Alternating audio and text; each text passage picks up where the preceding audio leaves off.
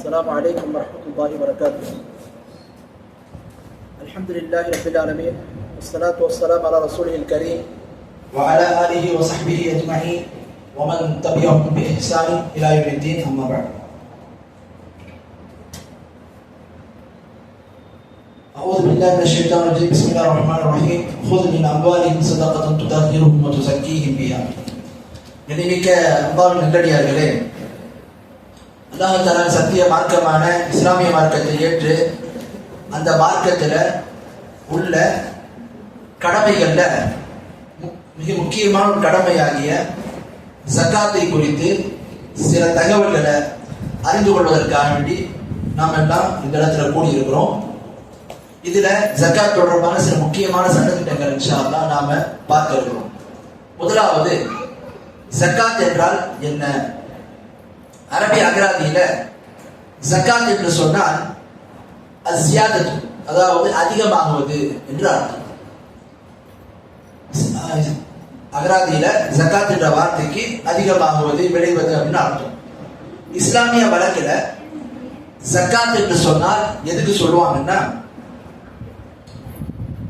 குறிப்பிட்ட பொருட்களில் மார்க்கம் சில குறிப்பிட்ட பொருட்களை நிர்ணயித்தது. அந்த குறிப்பிட்ட பொருட்களில் மார்க்கம் வரையறுத்துள்ள நிசாபுன அளவு, மார்க்கம் வரையறுத்துள்ள நிசாபை அடைந்து விட்டால் அதிலிருந்து மார்க்கம் குறிப்பிட்ட 8 வகைகள், குறிப்பிட்ட சில வகைகளுக்கு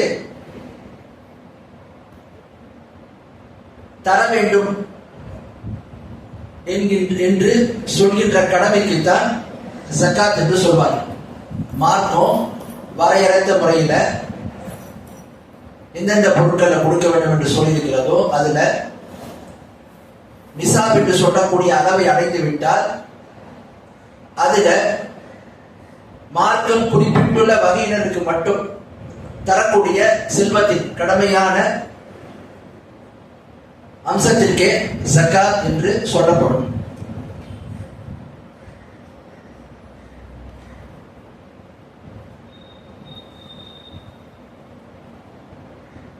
ஜக்காத் தொடர்பான சட்டம் இஸ்லாமிய மார்க்கத்தில் ஜக்காத் என்ற கடமையை பற்றி மார்க்கம் என்ன சொல்றதுன்னா, ஜக்காத் என்பது இஸ்லாத்தினுடைய 5 முக்கியமான கடமைகள் ஒரு கடமை. இஸ்லாத்தில் நிறைய கடமைகள் இருக்கு. உதாரணத்துக்கு பெற்றோரை பேணுவது, உறவில் அரவணைத்து வாழ்வது, அதே மாதிரி மார்க்கம் பல கடமைகளை சொல்லுது. இதுல மார்க்கம் ஒரு 5 கடமைகளை என்ன சொல்லுதுன்னா, இது மற்ற எல்லா கடமைகளை விட இஸ்லாத்துல மிக முக்கியமான கடமை. அதான் இஸ்லாத்துடைய தூண்கள் நம்ம சொல்லுவோம். அப்படிப்பட்ட 5 தூண்கள்ல ஒன்றுதான் இந்த ஜக்காத்.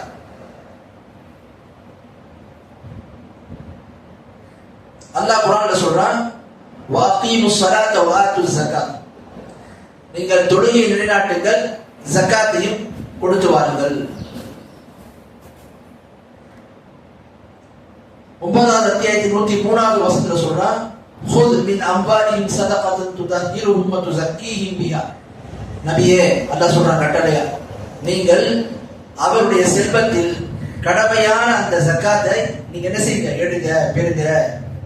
அதை கொண்டு அவர்களை நீங்கள் தூய்மைப்படுத்துங்கள், பரிசுத்தப்படுத்துங்கள் என்று அல்லாஹ் தஆலா சொல்றோம்.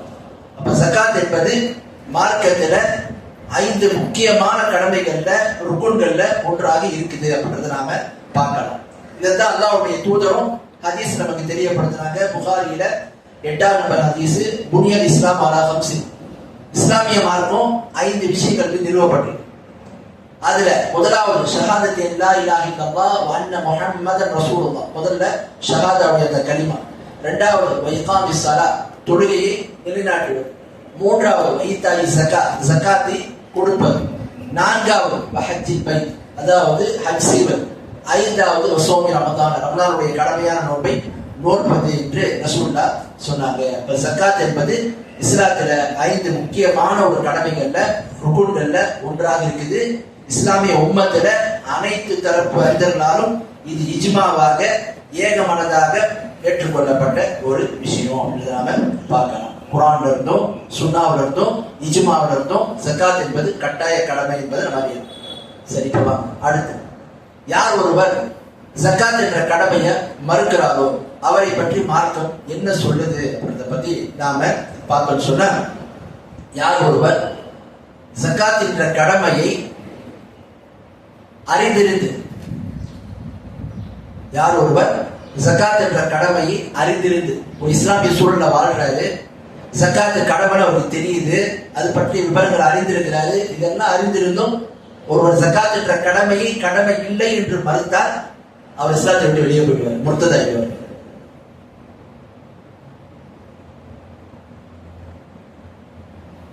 இஸ்லாமிய அரசாங்கம் இருந்தா அப்படிப்பட்ட சூழல்ல அவருக்கு 3 நாள் அவகாசம் கொடுக்கப்படும், தௌபா செய்து திருத்தி வரணும் அப்படின்னு. அப்படி அவர் தௌபா செய்து திருந்தணும்னு சொன்னா இஸ்லாமிய அரசாங்கம் என்ன செய்ய அவருடைய உயிரை முர்த்ததானார் அடிப்படையில அவருடைய உயிரை எழுதணும். அப்ப இஸ்லாம் அல்லாத நாடுகளை பொறுத்த வரைக்கும் பார்த்தீங்கன்னா சட்டம் செயல்படுத்த முடியாது.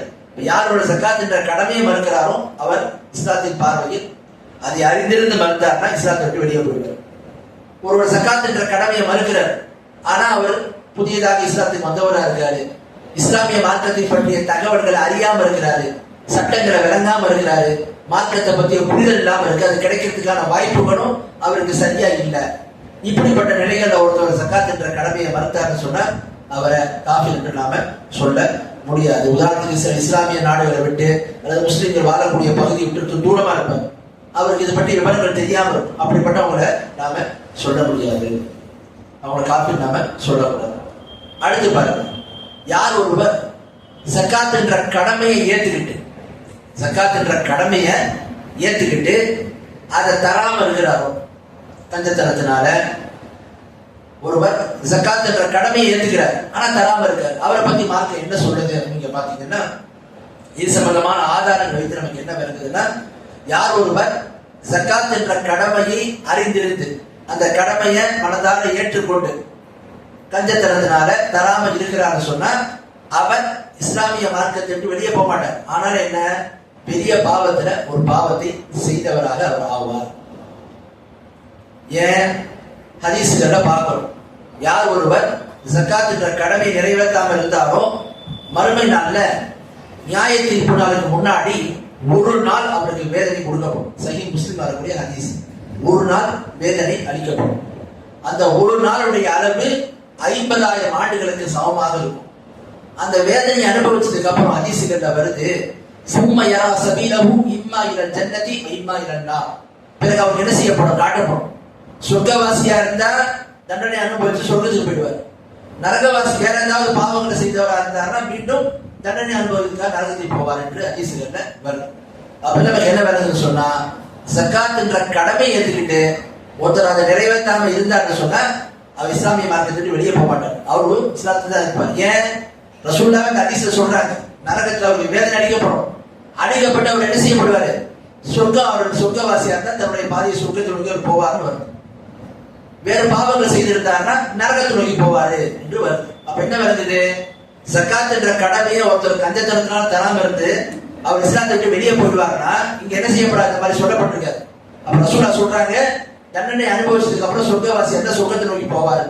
அப்ப நமக்கு என்ன வருது, ஜகாத் என்ற கடமையை ஒருத்தர் ஏற்றுக்கிட்டு கஞ்சத்தனத்தினால அல்லது கல்வித்தனத்தினால கொடுக்காம இருக்கிறான்னு சொன்னா அவர் இஸ்லாத்தை வெளியே போக மாட்டார். ஆனா பாவத்துல பெரும்பாவங்களை செய்த ஒருத்தவரா அவர் ஆகிவிடுவார் என்பதை நாம பார்க்கலாம். இதுதான் ஜகாத் சம்பந்தமான விஷயங்கள்ல வரக்கூடிய முக்கியமான தகவல். அடுத்து பாருங்க, 2வது அம்சம், ஜகாத் என்பது எந்தெந்த பொருட்கள்ல கடமை என்பது நமக்கு தெரியும். நிறைய பேரு ஜகாத் எந்த பொருள்ல கடமை இருக்கு என்று பாத்தீங்கன்னா பல பேருக்கு தெரியறது கிடையாது.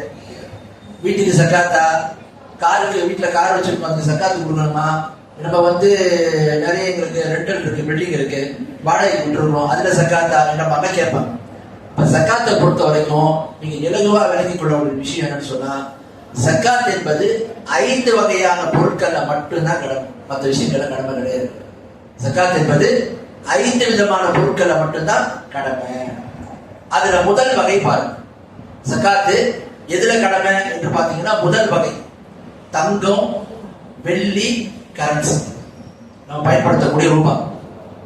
இது மூணுமே ஒரே வகை தான். இந்த மூணுலையும் கடமை. முதல் வகை தங்கம், வெள்ளி, பணம். இதுல என்ன ஆகும்? ஜக்காத்து கடமையாக ஆகும். இதுக்கான ஆதாரம் பாருங்க. அல்லாஹ் குர்ஆன்ல 9வது அத்தியாயத்துல 34வது வசனத்தை சொல்றான். வல்லதீன யக்னிதூன الذهب والفضة ولا ينفقونها في سبيل الله فبشرهم بعذاب أليم. யாரெல்லாம் தங்கத்தையும் வெள்ளியையும் சேமித்து வைத்துக் கொண்டு அதனை அல்லாஹ்வுடைய வழியில் செலவு செய்யாமல் இருக்கிறார்களோ, நபியே நீங்கள் அவர்களுக்கு நற்செய்தி சொல்லுங்க. என்ன நற்செய்தி? கடுமையான வேதனை அவர்களுக்கு இருக்கிறது என்ற செய்தியை நீங்க சொல்லிடுங்க என்று அல்லாஹ் தஆலா சொல்றான். 9வது அத்தியாயத்துல 34வது வசனம். அப்போ இந்த வசனத்துல அல்லாஹ் தஆலா சொல்றான், தங்கத்தையும் வெள்ளியையும் யார் சேர்த்து வைத்துக் கொண்டு அதுக்கு அல்லாஹ்வுடைய வழியில செலவு செய்யும் அப்படின்னு அர்த்தம், அதுக்கான ஜக்காத்தை கொடுக்காம இருக்கிறாங்களோ அவங்களுக்கு வேதனை அளிக்கப்படும். அப்ப தங்கத்திலையும் வெள்ளியிலையும் ஜக்காத் இருக்கிற இந்த வசனம் சொல்லுது. அப்போ பணத்துக்கு எங்க ஆதாரம் என்று பார்த்தா, தங்கம் மற்றும் வெள்ளி ரசூலுல்லாஹ் காலத்துல என்ன செய்யப்படும்? அவை ஆபரணங்களாகவும் பயன்படுத்தப்பட்டுச்சு, நாணயங்களாகவும் கரன்சியாகவும் பயன்படுத்தப்பட்டுச்சு. இன்னைக்கு அதுக்கு மாற்று ஏற்பாடு தான் என்ன? நாம பயன்படுத்தக்கூடிய கரன்சி ரூபாய் நோட்டு. அப்போ எப்படி அன்றைய காலத்துல தங்கத்தை அவர்கள் நாணயமா பயன்படுத்தும் போது ஜக்காத்துக்கு கடமையாச்சோ, அதே மாதிரிதான் இன்னைக்கும் ரூபாய் நோட்டுல நம்மளத்துல இருந்து சொன்னா ஜக்காத்து அதுல கடமையாகும் அப்படின்றத பார்க்கலாம். இதற்கு இன்னொரு ஹதீஸ் கூட சஹீஹ் முஸ்லிம்ல வருது. ரசூலுல்லாஹ் சொல்றாங்க, மாமின் சாஹிபி தஹபி வலா ஃபித்தத்தி லா யுஅத்தி மின்ஹா ஹக்கா இல்லா இதா கான யௌமல் கியாமத்தி சுஃபியத் லஹு ஸஃபாஇ மின் நார் ஃபஹும் அலைஹா ஃபீ நாரி ஜஹன்னம ஃபயுக்வா பிஹா ஜம்புஹு வ ஜபீனுஹு வ ظهره كل ما ردت له في يوم كان مقداره 50000 سنه. யார் ஒருவர் தங்கத்தையும் வெள்ளியையும் சேமித்து வைத்துக் கொண்டு அதற்கான அந்த உரிமை ஜக்காத் என்ற கடமையை கொடுக்காம இருக்கிறாரோ அவருக்கு கியாமத் நாள் என்ன செய்யப்படும்? அவை பழுக்க காய்ச்சப்பட்டு அவருக்கு என்ன செய்யப்படும்? அதுல சூடு போடப்படும் என்று சொல்லிவிட்டு, அந்த சூடு எப்படி? அவருடைய விழாப்புறங்களிலும் முதுகுகளிலும் நெற்றிலும் என்ன செய்யப்படும்? போடப்படும். எப்போதெல்லாம் அவை குளிர்ந்து விடுகின்றதோ மீண்டும் அவை சூடாக்கப்படும். இப்படியாக அந்த ஒரு நாள் அவருக்கு வேதனை அளிக்கப்படும். அந்த வேதனை, அந்த நாளுடைய அளவு 50,000 ஆண்டுகளுக்கு சமமாக இருக்கும் என்று அல்லாஹ்வுடைய தூதர் ஸல்லல்லாஹு அலைஹி வஸல்லம் சொன்னாங்க. அப்போ ஜக்காத் என்பது முதல் வகை தங்கம், வெள்ளி மற்றும் நாணயத்தில கடமையாகும் என்பதை நாம அறிவோம்.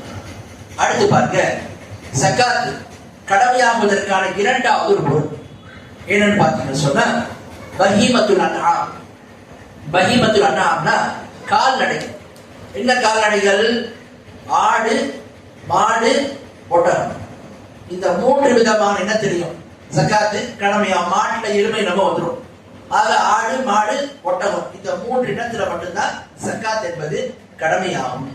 இது நம்ம ஹதீஸ்கள்ல பார்க்கிறோம். சஹீஹ் முஸ்லிம் வரக்கூடிய ஹதீஸ்ல சொல்றாங்க, யார் ஒருவர் ஒட்டகத்தையோ மாட்டையோ அல்லது ஆடுகளையோ வைத்துக் கொண்டு லா யுத்தி ஜக்காத் அதனுடைய ஜக்காத்தை தராம இருந்தான்னு சொன்னா அது என்ன செய்யப்படும்? கியாமத் நாள்ல அவை கொடுத்து என்ன செய்யப்படும்? மிக ஒரு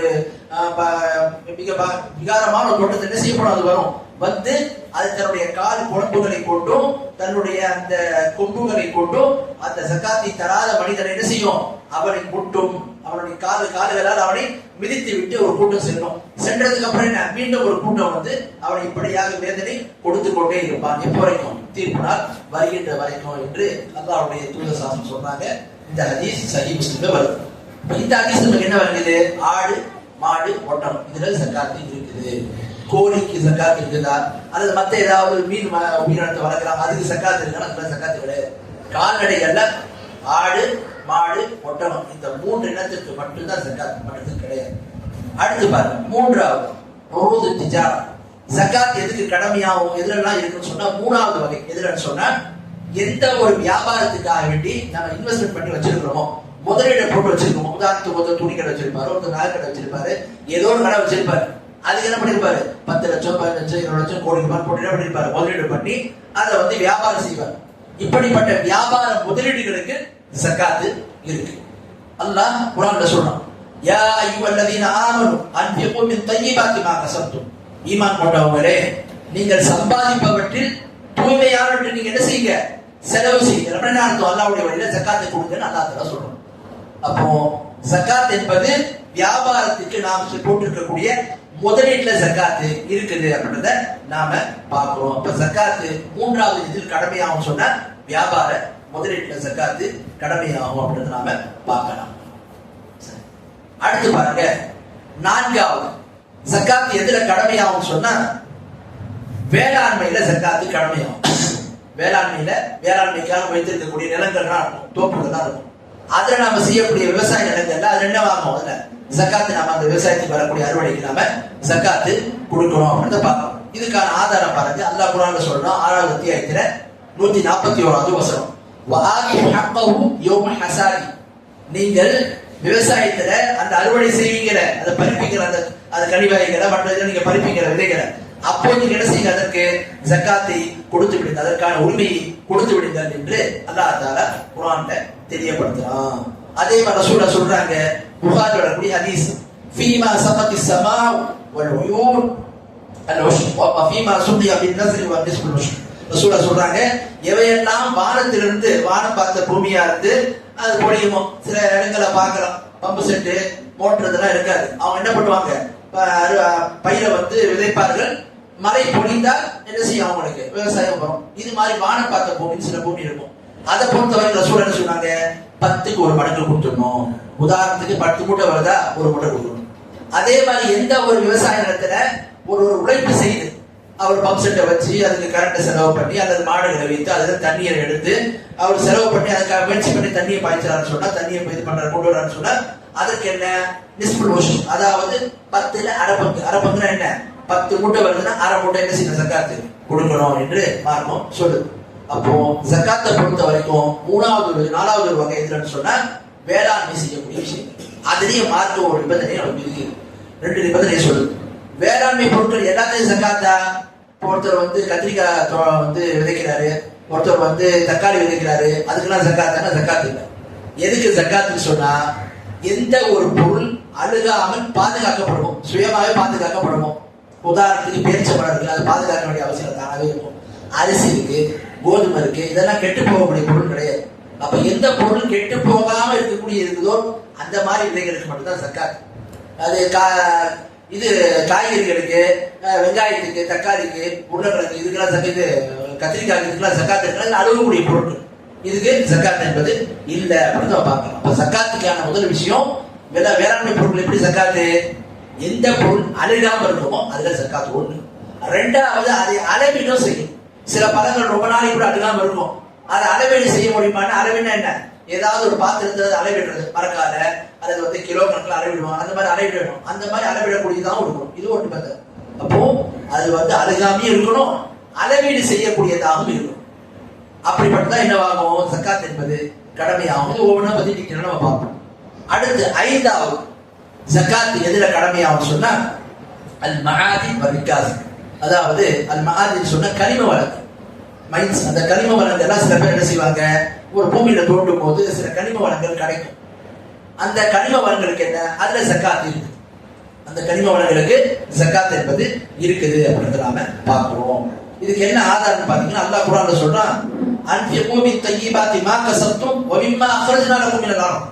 2வது அத்தியாயத்துல 267வது வசனம். ஈமான் கொண்டவங்களே, நீங்க சம்பாதிப்பவற்றில் தூய்மையானதை நீங்கள் செலவு செய்யுங்கள், மேலும் எதனை நாம் உமக்கு பூமியிலிருந்து வெளியேற்றுகின்றோமோ, இப்ப கனிம வளங்கள் வெளியேற்றப்படுது, இதுக்கு என்ன ஜக்காத் என்பது இருக்குது அப்படின்னு பார்க்கணும்.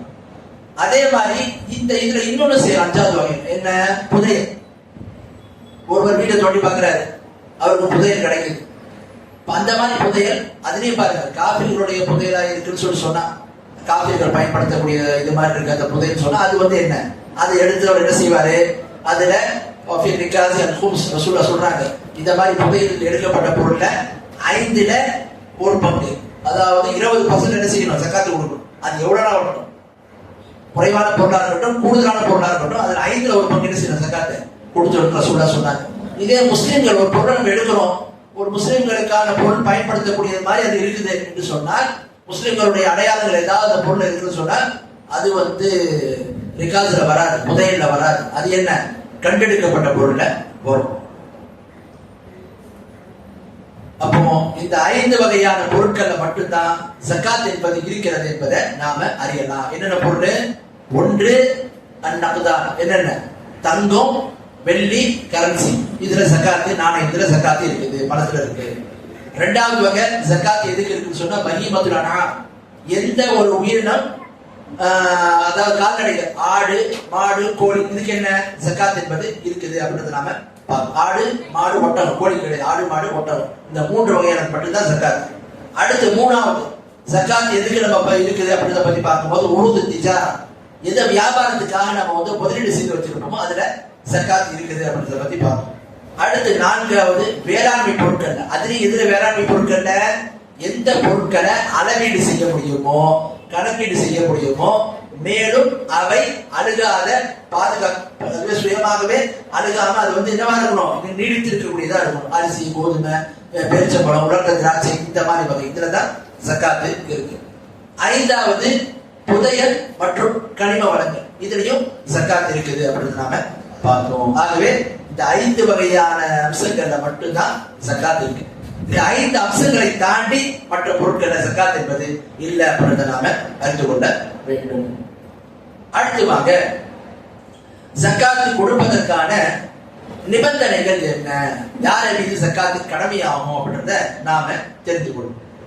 ஜகாத் என்பது அதற்கான நிபந்தனைகள் என்ன என்று பார்த்தீங்கன்னு சொன்னா, முதலாவது நிபந்தனை முஸ்லிமாக இருப்பவர்கள் மீது ஜகாத் கடமையாகும்.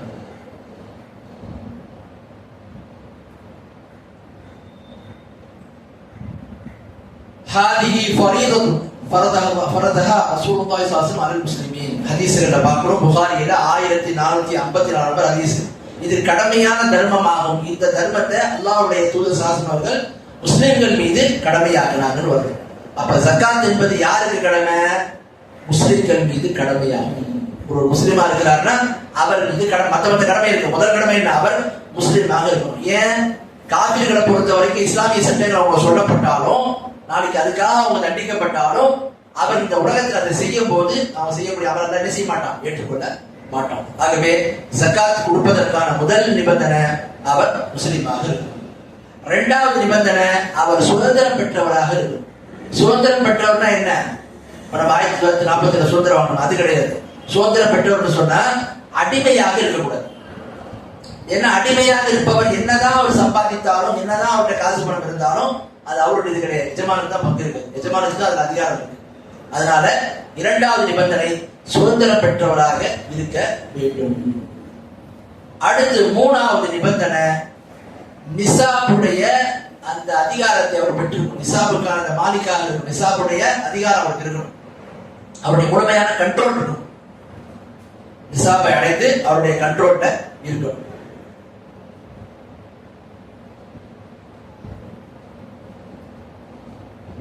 உதாரணத்துக்கு ஒருத்தர்கிட்ட 10 லட்சம் ரூபாய்க்கான தொகை இருக்குது. ஆனா அந்த தொகை அவர் யார்கிட்ட கொடுத்து வச்சிருக்காரு? ஒருத்தர்கிட்ட கடன் கொடுத்து வச்சாரு. அது வருமா வராதான்னு அவருக்கு தெரியவே இல்லை. அவரும் கேட்டு பாக்குறாரு, அது வர்ற மாதிரி தெரியல. இப்ப அவருடைய தொகை தான் அந்த 10 லட்சம். இப்ப அதுக்கு அவர் ஜகாத்து கொடுப்பாருன்னா அவருடைய இதுல என்ன இல்லை, கண்ட்ரோல் அது இல்லை.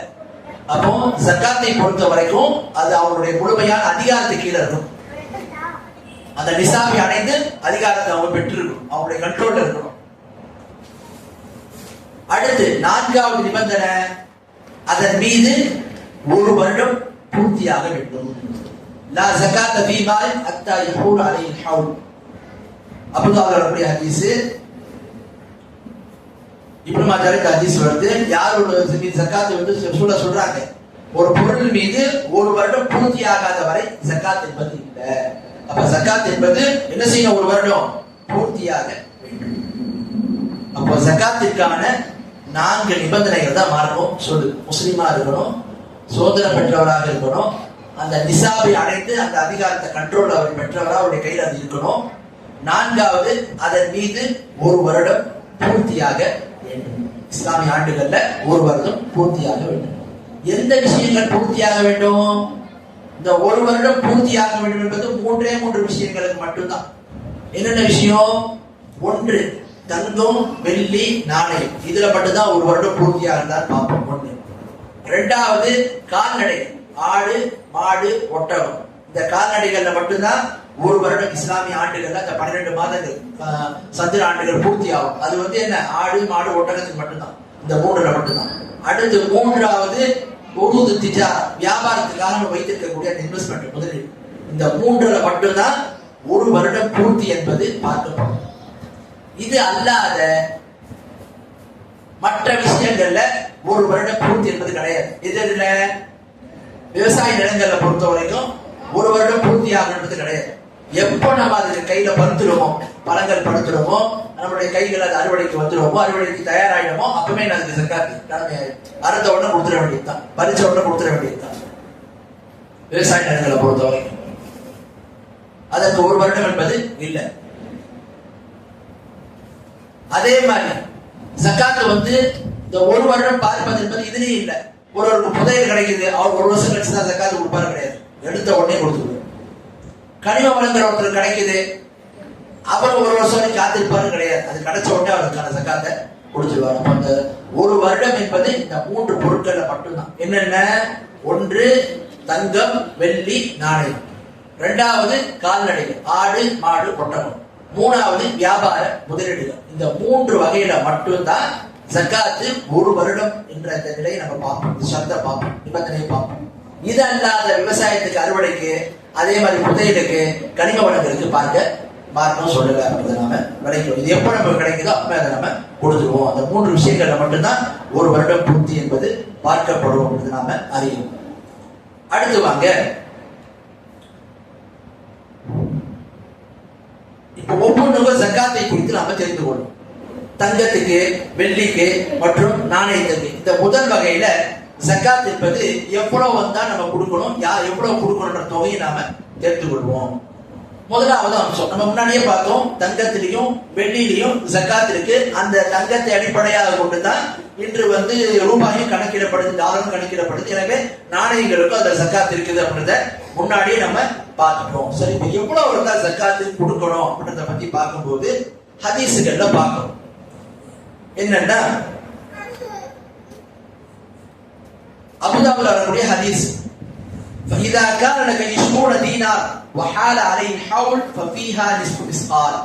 ரசூலுல்லாஹ் சொல்றாங்க, உங்கள்கிட்ட தங்கம், தீனார்னா தங்க காசு அர்த்தம். உங்ககிட்ட 20 தங்க காசு இருந்துச்சுன்னு சொன்னா, அந்த 20 தீனார் இருந்துச்சுன்னு சொன்னா, அதன் மீது ஒரு வருடம் பூர்த்தி ஆகிவிட்டால் நீங்க என்ன செய்யணும்? நிஸ்பு மிஸ்கால், அதுல 1/2 நீங்க கொடுக்கணும் என்று ரசூலுல்லாஹ் சொன்னாங்க. இன்னைக்கு நாம அதை அளவீடு செய்யறதா இருந்தா கிட்டத்தட்ட தங்கத்துல ஒரு வருடத்தில் தங்கம் 85 கிராம், 85 கிராம் அளவுக்கு நம்மிடத்துல தங்கம் இருந்ததுன்னு சொன்னா, 85 கிராமோ அல்லது 85 கிராமுக்கு மேலையும் நம்ம கிட்ட தங்கம் இருந்ததுன்னு சொன்னா என்ன ஆயிடும்? ஜக்காத்து கடமையா ஆயிடும். ஒருத்தவர்கிட்ட 84 கிராம் தான் இருக்குது, 80 கிராம் தான் இருக்குது, 83 தான் இருக்கு, ஜக்காத்து இல்லை. எப்ப கடமையாகும்? 85 கிராம் அல்லது அதுக்கு மேல நம்ம கிட்ட இருந்ததுன்னா அது மொத்தத்துக்கு என்ன? ஜக்காத்து கடமையாக ஆகிவிடும். இது தங்கத்தில். வெள்ளியில எவ்வளவு இருந்தா நம்ம கிட்ட ஜக்காத்து கடமையாகும் என்று பார்க்கும்போது புகாரியில 1454 நம்பர் ஹதீஸ்,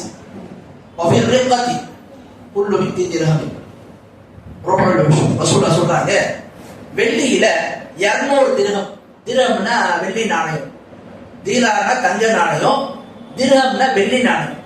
வெள்ளி நாணயத்துல 200 வெள்ளி நாணயம் இருந்துச்சுன்னு சொன்னா அதுல 1/4 பாகம் கொடுக்கணும். என்ன அர்த்தம்? இன்னைக்கு நம்ம கணக்கீடு செய்யறதா இருந்தது சொன்னா 595 கிராம் வெள்ளி ஒரு இடத்துல இருந்ததுன்னா, 595 கிராம் வெள்ளி ஒரு இடத்துல இருக்குன்னு சொன்னா அவர் அதுல 2.5% ஜக்காத்து கொடுக்கணும். தங்கமா இருந்தா 85 கிராம் இருந்தா அதுல 2.5% ஜக்காத்து கொடுக்கணும். வெள்ளியா இருந்தா 595 கிராம், ரெண்டுத்துக்குமே தங்க வலி ரெண்டுத்துக்குமே 2.5% தான் ஜக்காத். 40க்கு 1, 100க்கு 2. தங்கம் வெள்ளியில ஜக்காத் எவ்வளவு இருந்தா கடமை அப்படின்றத பத்தி பார்த்தோம். 85 கிராம் தங்கத்துக்கு நம்ம கிட்ட இருக்கு, அதோட கூடுதலா இருக்குன்னா அதுல ஜக்காத்து கடமையாயிடும். வெள்ளியை பொறுத்த வரைக்கும் 595 கிராம் இருந்தா ஜக்காத்து கடமையாயிடும் அப்படின்னு நம்ம பார்த்தோம். எவ்வளவு கடமையாகும் அப்படின்றத பத்தி பார்ப்போம். அதுக்கான நிபந்தனைகளை பாருங்க. தங்க வெள்ளியில என்ன நிபந்தனை? முன்னாடியே ஜக்காத்துக்கான சில நிபந்தனைகளை பார்த்தோம். தங்கம் வெள்ளின்னு சொல்லுவோம், அது சில கூடுதலான நிபந்தனைகள் வரும். என்ன? நிசாபுக்கான அளவு என்ன அதான் சொன்னோம். தங்கம் என்றால் 85 கிராம், வெள்ளி என்றால் 595 கிராம். இதுக்கு ஈக்குவல் நம்மகிட்ட ஜக்காத்து இருக்கு, அமௌண்ட் இருக்கு. தங்கமும் வெள்ளியும் இருந்தா ஜக்காத்து கடமையாக. இப்போ ரூபா நோட்டு நம்மகிட்ட இருக்கு, கரன்சி இருக்கு, நாணயம் இருக்கு. இதை நம்ம எப்படி அளவிடணும்னு சொன்னா 2 முறையும் சொல்லிருக்கலாம். தங்கத்தையும் அளவு போடா போடலாம், வெள்ளியையும் அளவு போடா போடலாம். ஒருத்தர் நான் வெள்ளிக்கே நான் தர போறேன், தாராளமா தரலாம். ஆனா பொதுவா என்ன, தங்கத்தினுடைய மதிப்பு எப்போதுமே பணத்தினுடைய மதிப்பு தங்கத்தை அடிப்படையாக கொண்டுதான் இருக்கும். எல்லா நாடுகளிலுமே பணத்துடைய மதிப்பு எப்படி வைப்பாங்க, அவங்க தங்கத்தை அடிப்படையாக கொண்டுதான் வைப்பாங்க. அதனால தங்கத்துக்கு ஈக்குவலா பார்த்து கொடுக்கறது ரொம்ப கரெக்ட். ஒரு வெள்ளிக்கு தர போறதுனால மார்க்கெட்ல அனுமதி இருக்குது அப்படின்றதுனால பார்க்கிறோம். 2 எதுனாலும் செய்யலாம். அப்போ ஒரு வருடத்துல ரூபா நோட்டு இருக்குன்னு சொன்னா அதனுடைய அளவு என்ன செய்வார்கள் பார்ப்பார். என்ன? 85 கிராம் அளவுக்கு தங்கத்துக்கு ஈக்குவலா. உதாரணத்துக்கு இன்னைக்கு நம்ம வந்து ஒரு 5-6 லட்சத்துக்கு நெருக்கமா ஆகுன்னு சொன்னா அந்த அளவுக்கு ஒருத்தர்கிட்ட தொகை இருக்குன்னு சொன்னா, பணம் இருக்குன்னு சொன்னா, அப்போ என்ன செய்யறதுக்கான ஜக்காத்தை கொடுக்கணும். எவ்வளவு கொடுக்கணும்? 2% கொடுக்கணும் அப்படின்றத நாம பார்க்கிறோம். ஆகவே தங்கம் மற்றும் வெள்ளிக்கான ஜக்காத் என்பது எவ்வளவு இருந்தா கடமை அப்படின்றத பத்தி நம்ம தெரிஞ்சுக்கிட்டோம். 85 கிராம் இருந்தால் ஜக்காத்து கடமை. 85 கிராமோ அல்லது அதுக்கு மேலே இருந்தா ஜக்காத்து கடமையாகும். வெள்ளியில 595 கிராம் தான் கடமையாகும். எவ்வளவு கொடுக்கணும்? 2.5% நம்ம கொடுக்கணும். அதுல 2.5%. இன்னைக்கு உதாரணத்துக்கு நீங்க பாத்தீங்கன்னா இப்ப தங்கத்துக்கு நீங்க கொடுக்க போறீங்க. இன்னைக்கு நகைக்கடையில அதனுடைய மதிப்பு என்னன்னு பாருங்க. அதுல 100% விஷயத்தை நீங்க அளவுல என்ன செய்யுங்க, ஜக்காத்தை கொடுத்துருங்க. இதுதான் என்ன தங்கத்துக்கான அளவு அப்படின்றதுனால பார்க்கணும். அடுத்து வாங்க, தங்கம் நம்ம இடத்துல வந்து ஒரு 70 கிராம் இருக்கு. மீதி நம்ம இடத்துல வந்து வெள்ளி இருக்கு. இப்ப தங்கத்தையும் வெள்ளியை நம்ம சேர்த்துடலாமா? அதாவது 85 கிராம் வந்தாதான் ஜக்காத்து கடமையாகும். இப்போ 70 கிராம் தான் இருக்கு, 75 கிராம் தான் தங்கம் இருக்குது, மிச்சத்துக்கு வெள்ளி இருக்குது அந்த தொகைக்கு ஈக்குவலா. அப்ப நம்ம 85 கிராம் அந்த கணக்குல வெள்ளியை நம்ம தங்கத்தோடு சேர்த்து இணைத்து கொடுக்கலாமா அப்படின்றத பத்தி பார்க்கும்போது இதுல நீங்க வருமான கருத்து என்ன? தங்கத்தை பொறுத்த வரைக்கும் அதுக்கு தனி நிசாப், வெள்ளியை பொறுத்த வரைக்கும் அதுக்கு தனி நிசாப், தனி அளவு. 2த்தையும் தனித்தனியாக தான் நம்ம நிசாபின் அடிப்படை கொடுக்க வேண்டும். 2த்தையும் இணைத்து தரக்கூடாது அப்படின்றத தெரியப்படுத்துறோம். அதனால தங்கம் என்பது நம்ம இடத்துல தனியா இருந்தா அதுக்கு தனி இது, வெள்ளி என்பது தனியா இருந்தா அதுக்கு தனி இது. 2த்தையும் என்ன செய்ய முடியாது, அளவு குறையும் போது சேர்க்க கூடாது அப்படின்றத பார்க்கணும். அடுத்து தங்கம் ஒருத்தவர்கிட்ட என்ன இருக்கு, ஒரு 70 கிராம் தங்கம் இருக்கு. மிச்சம் 14 கிராம் அளவுக்கான அந்த 85 கிராம் மிச்சம் 15 கிராம் அளவுக்கான அந்த தங்கத்துக்கு இவ்வளவு கரன்சி இருக்கு. ஒருத்தவர் என்ன பண்றாரு, 70 கிராம் தங்கம் வச்சிருக்காரு, மிச்சம் 15 கிராம் தங்கம் இல்லை அவர்கிட்ட, ஆனா ரூபாவா இருக்கு. அப்ப என்ன செய்வாங்கன்னா அது 2த்தையும் சேர்ப்பாங்க. அப்ப தங்கமும் வெள்ளியும் சேர்க்கக்கூடாதுன்னு சொன்னீங்க, இதை மட்டும் ஏன் சேர்க்கலாம்னு சொல்லி சொன்னீங்கன்னா அது காரணம் தான். பணத்தினுடைய மதிப்பு தங்கத்தை அடிப்படையாக கொண்டுதான் இருக்குது. அதனாலதான் தங்கமா இருந்தாலும் சரி பணமா இருந்தாலும் சரி 2மே ஒண்ணுதான். அந்த அடிப்படையில தான் தங்கம் நம்ம கிட்ட 70 கிராம் இருக்குது, மீதம் 15 கிராம் அந்த நிசாப் அடையிறதுக்கான தொகை இருக்குன்னு சொன்னா 2த்தையும் இணைத்து என்ன செய்யறதுக்கான ஜக்காத்தை கொடுத்து விட வேண்டும் என்பதை நாம பார்க்கிறோம்.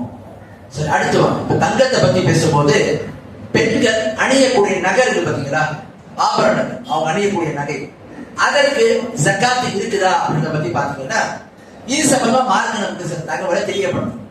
தங்கம் மற்றும் வெள்ளி அல்லாத ஒரு நகைய, ஒரு ஆபரணத்தை பெண்கள் அணிகிறாங்க. என்ன உதாரணத்துக்கு டைமண்ட்ல, வைரத்துல, முத்துல, பவளத்துல, இதுல வந்து அணிஞ்சாங்கன்னா ஜக்காத்து இல்லை. தங்கம் வெள்ளி தான் ஜக்காத்து இருக்கு. இப்ப தங்கம் மற்றும் வெள்ளியை வந்து ஆபரணம் அணிகிறாங்க, அதுக்கு ஜக்காத் இருக்குதா அப்படின்றத பத்தி பார்க்கும்போது இதுல நாம ஒரு விஷயத்தை விளங்கிக் கொள்ள வேண்டும். எந்த தங்க ஆபரணமாக இருந்தாலும் அதை நாம் சேமிப்பாக வைத்திருந்தோம் சொன்னோம். சேமிப்புனா என்ன, வியாபார நோக்கத்திலையும் சேமிப்பாக வைத்திருந்தோம். உதாரணத்துக்கு இன்னைக்கு நாம வந்து ஒரு 50 சவரம் வாங்குவோம், நகையை வாங்குவோம், இதை வைப்போம், நல்ல ஒரு விலைக்கு வந்தா இதை வித்துடுவோம் என்று சொல்லி வீட்டுல பெண்களா கூட வாங்கி வைக்கிறாங்க. அவங்க திருப்ப போட்டுடுவாங்க, எப்ப தேவைப்படுதோ அது வித்துடலான்ற அந்த எண்ணத்துல வியாபார நோக்கத்துல வாங்கினா அதை ஜக்காத்து கட்டாயம் கொடுக்கணுன்றதை எல்லாரும் ஏத்துக்கலாம். தங்கத்தை பொறுத்த வரைக்கும் நம்ம இடத்துல நகையா இருந்தாலும் அதை வாங்கும் போது நம்முடைய நோக்கம் என்னவா இருக்கு, இப்ப வாங்குவோம், தேவைப்பட்ட அதை வியாபார நோக்கத்துல நம்ம விட்டு விடுவோம் என்ற எண்ணத்துல வாங்குறோம்னு சொன்னா எல்லாருமே அந்த ஜக்காத்து கடமை என்பதை ஏற்றுக்கொண்டு இருக்கிறாங்க. அதுக்கு ஜக்காத்து கொடுக்கணும். அடுத்து பாருங்க, நகையை பொறுத்த வரைக்கும் பெண்கள் வந்து அணிவாங்க தெரியுமா? ஒருத்தவங்களுக்கு 100 சவரம் வச்சிருப்பாங்க. அணியக்கூடிய நகையில ரெகுலரா அணிவாங்க. எவ்வளவு? ஒரு 10 சவரம். காதுல ஒண்ணு, கழுத்துல ஒண்ணு, கையில ஒண்ணு போட்டிருப்பாங்க ரெகுலரா. இந்த மாதிரி ரெகுலரா போட்டிருக்காங்க பாத்தீங்களா?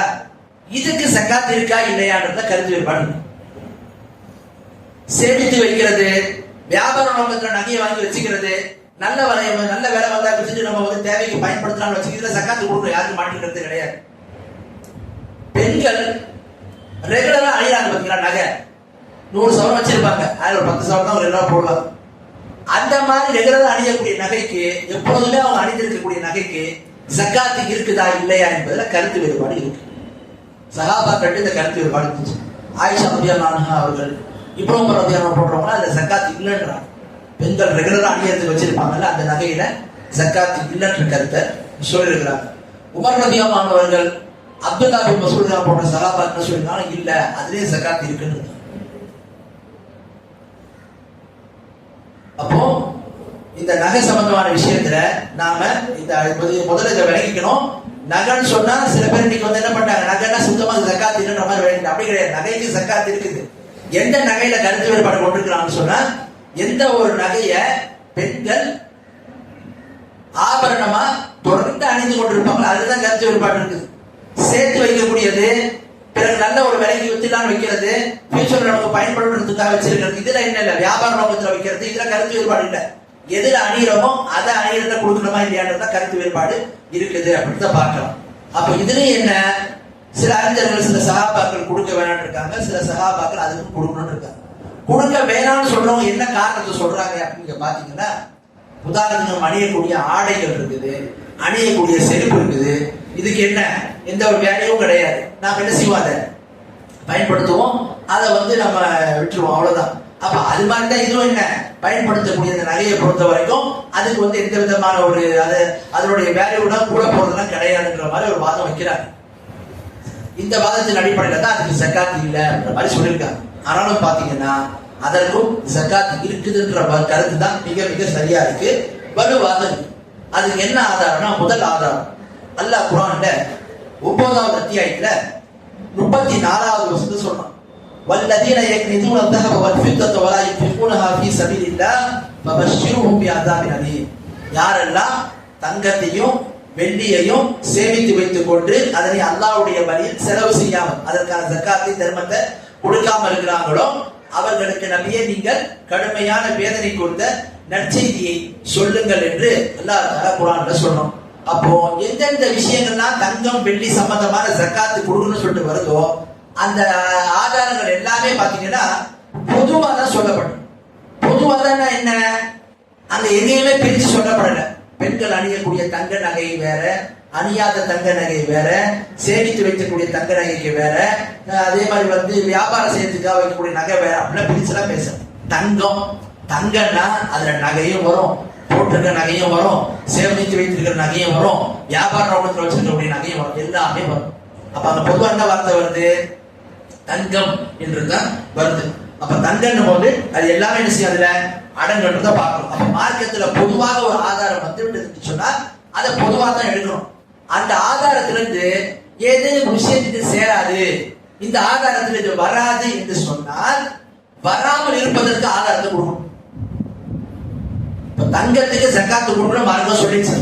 யார் ஒருத்தவங்க அணியக்கூடிய நகைக்கு அதுல வராதுன்னு சொல்ற காரணத்தை சொல்றாங்களோ அவங்க அதுக்கான ஆதாரத்தை சொல்லணும்.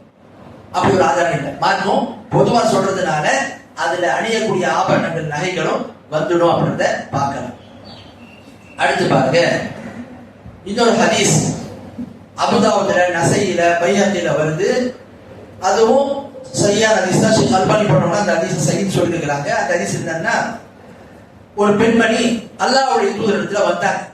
அந்த பெண்மணியோடு அவருடைய மகள் சிறுமியா இருந்தாங்க, அவங்கள வந்தாங்க. வஃபி யதி இப்னத்தியா மஸகத்தானி கலீதத்தானி மின் தஹபின். அந்த சிறுமியினுடைய கையில 2 தடித்த தங்க காப்புகள் இருந்துச்சு, வளையல்கள் இருந்துச்சு. அப்ப ரசூலுல்லாஹ் கேக்குறாங்க, அது அத்தீன ஸகாத்த ஹாதா, இதுக்கு ஜக்காத்தை நீங்க கொடுத்துட்டு வரீங்களா என்று கேட்டாங்க. அந்த பெண்மணி சொன்னாங்க, சஹாபியா பெண்மணி, இல்ல ரசூலுல்லாஹ் நான் அதை கொடுக்கறதுல ஜக்காத் இல்ல. அப்ப ரசூலுல்லாஹ் சொல்றாங்க, இதற்கு பகரமாக மறுமையில நரகத்திலான அந்த நெருப்பு கங்குகள் இதற்கு பதிலாக இருக்க வேண்டும் என்பதை நீங்கள் விரும்புவீங்களா? இன்னொன்னு என்ன செஞ்சாங்க, உடனே அதை கலட்டி அல்லாஹ்வுடைய தூதர்கிட்ட கொடுத்துட்டாங்க அப்படின்றது ஹதீஸ்ல வருது. அப்போ இந்த ஹதீஸ் நமக்கு என்ன விளக்குன்னு சொன்னா, அல்லாஹ்வுடைய தூதர் சாஸ்பர்கள் அந்த பெண்ணிடத்துல சொல்றாங்க, அணியக்கூடிய நகையை பார்த்து இதுக்கு ஜக்காத்து கொடுத்தீங்களான்னு கேட்டாங்க. அப்ப இதுக்கு ஒரு தெளிவான ஆதாரம், இதற்கான ஜக்காத்து தங்க நகைக்கும் அணிந்திருந்தாலும் கொடுக்க வேண்டும் என்பதற்கு இது ஒரு ஆதாரமாக நாம பார்க்கலாம். அடுத்து பாருங்க, மூணாவது விஷயம் என்ன, தங்க நகைகளுக்கு அணியக்கூடிய நகைகளுக்கு ஜக்காத் இல்லைன்னு சொல்றவங்க என்ன வாதம் வைக்கிறாங்கன்னா, அதுக்கு வேல்யூ கிடையாதுன்றாங்க. அது எப்படி நம்ம அணியக்கூடிய ஆடை இருக்கு, ஒரு ஆடை புதுசா இருந்தா அதுக்கு ஒரு வேல்யூ இருக்கும், ஒரு பயன்படுத்துறதுக்கு அப்புறம் அதுக்கு ஒரு வேல்யூ இருக்காதுன்றாங்க. இது தங்கத்துக்கு எப்படி பொருந்துன்னு தெரியல. தங்கம் பயன்படுத்தினாலும் சரி, பயன்படுத்துறதுனாலும் சரி, அதுக்கு வேல்யூ இருக்கு. நீங்க 50 வருஷத்துக்கு முன்னாடி தங்கத்தை போய் கொடுத்தாலும் அதுக்குள்ள அந்த இதை சுத்தம் பண்ண என்ன பண்ணுவாங்க, அதுக்கு வேல்யூ போடுவாங்க. அப்ப ஜக்காத்து அணியக்கூடிய நகைக்கும் இருக்கிறது என்கின்ற கருத்து தான் மிக மிக சரியானதாக இருக்குது அப்படின்றத நாம பார்ப்போம். அடுத்து பாருங்க, தங்கத்தை பத்தியும், தங்கத்துக்கு எவ்வளவு கொடுக்கணும், வெள்ளிக்கு எவ்வளவு கொடுக்கணும், அணியக்கூடிய ஆபரணங்களுக்கு ஜக்காத் என்பது இருக்குது அப்படின்றத பத்தி பார்க்கணும். சரி, ஒரு கேள்வி வருது. இப்ப பெண்கள் உதாரணத்துக்கு ஒரு 50 சவரம் வச்சிருக்கிறாங்க. இப்ப அந்த ஜக்காத்தை அவங்க கொடுக்கணும்னா யாரு கொடுக்கணும், கணவர் தரணுமா, மனைவி தரணுமா அப்படின்றது சில பேர் கேட்கிறாங்க. இதையும் நாம தெரிந்து கொள்ள வேண்டும். பொதுவா நம்ம பகுதிகளில் பாத்தீங்கன்னா பெண்கள் எப்படிப்பட்டவங்களா இருப்பாங்க, தன்னுடைய கணவனையே சார்ந்து இருப்பாங்க. அவங்களுக்கும் தொழில் தனியா ஒரு சம்பாத்தியம் இருக்காது, கணவனை தான் சார்ந்து இருப்பாங்க. இந்த மாதிரி சூழல்ல ஒவ்வொரு கணவனும் அவங்க மனைவிக்கான அந்த ஜக்காத்துக்கான தொகையை கொடுப்பது கட்டாயம், அதுக்காக முன்வர வேண்டும். கொடுத்துட்டாங்கன்னா கடமை நிறைவேற்றணும். அப்படி கொடுக்கறதுக்கு அவங்க முன்வரல, வேற அவங்களுடைய தந்தை வீட்டுல இருந்தோ சகோதரனோ யாருமே அதுக்கு கொடுக்க முன்வரணும்னு சொன்னா என்ன செய்வாங்க, அந்த பெண்மணி அந்த நகையிலிருந்து என்ன செய்வாங்க, அதற்கான ஜக்காத் என்னவோ அதை எடுத்து அவங்க கொடுத்துருவாங்க அப்படின்னு நாம பார்க்கிறோம். அவங்க மீது மொத்த கடமை, அந்த கடமையை கணவர் நிறைவேற்றாங்கன்னா அல்ஹம்துலில்லாஹ். அவர் நிறைவேற்றாத பட்சத்துல அந்த பெண் என்ன செய்வாங்க, கட்டாயம் அதற்கான ஜக்காத்தை அவங்க கொடுத்து விட வேண்டும். ஏன்னா ஜக்காத் என்பது அவங்க மீது தான் கடமை. அதனால அந்த கடமையை கணவன் செய்தாருன்னா அது உதவி செஞ்சுட்டாருன்னா அல்ஹம்துலில்லாஹ். செய்யறதுக்கான வாய்ப்பு அமையல, அவர் செய்யணும்னு சொன்னா அந்த பெண் கட்டாயமாக அந்த நகையில இருந்து அவங்களால என்ன அளவோ அதை அவங்க கொடுத்து விட வேண்டும். அடுத்து பாருங்க, ஜக்காத்து கடமையாகக்கூடிய இரண்டாவது பொருள் என்ன, உருது திஜாரா, வியாபாரம் முதலீடு. இதுல ஜக்காத்து கடமையாகும் அப்படின்றத நாம பார்த்தோம். இதுக்கான ஆதாரத்தை நான் உங்களுக்கு தெரியப்படுத்தினேன். அல்லாஹ் குர்ஆன்ல சொல்றான், யா அய்யுஹல்லதீன ஆமனூ அன்ஃபிகூ மின் தய்யிபாத்தி மா கஸப்தும். ஈமான் கொண்டவங்களே, நீங்கள் சம்பாதிப்பவற்றில் தூய்மையானது நீங்கள் செலவு செய்யுங்கள். அப்ப ஜக்காத்தை, கடமையான தர்மத்தை நீங்கள் கொடுங்கள் என்று அல்லாஹ் தஆலா இந்த வசனத்துல சொல்றான். அப்ப ஜக்காத் என்ன செய்யணும், வியாபார முதலீட்டுல கொடுக்கணும். இப்ப வியாபார முதலீட்டுல எவ்வளவு இருந்தா ஜக்காத்து கொடுக்கணும் என்கின்ற அளவீடு நீங்க பாத்தீங்கன்னு சொன்னா, அதுக்கு மார்க்க என்ன அளவீட சொல்லுதுன்னு சொன்னா, ஒரு வருடத்துல வியாபார முதலீட்டுக்கான அந்த அம்சங்கள், அந்த பொருட்கள் 85 கிராம் தங்கத்துக்கு ஈக்குவலா, 85 கிராம் தங்கத்துக்கு நிகராக ஒரு வருடத்துல வியாபார முதலீடு இருந்ததுன்னா அதுல அவர் என்ன செய்வார், ஜக்காத்தை கொடுப்பாரு. அதுல ஒரு வருடம் பூர்த்தியாகும். ஒரு வருடத்துல தங்கத்துக்கு நிகராக 85 கிராம் தங்கத்துக்கு நிகரான மதிப்பிலான வியாபாரத்துக்கான முதலீடு இருக்குன்னு சொன்னா அப்ப அவர் என்ன செய்வார், அதுல ஜக்காத்தை கொடுத்து விடுவார் என்பதை மார்க்கம் நமக்கு சொல்லுது.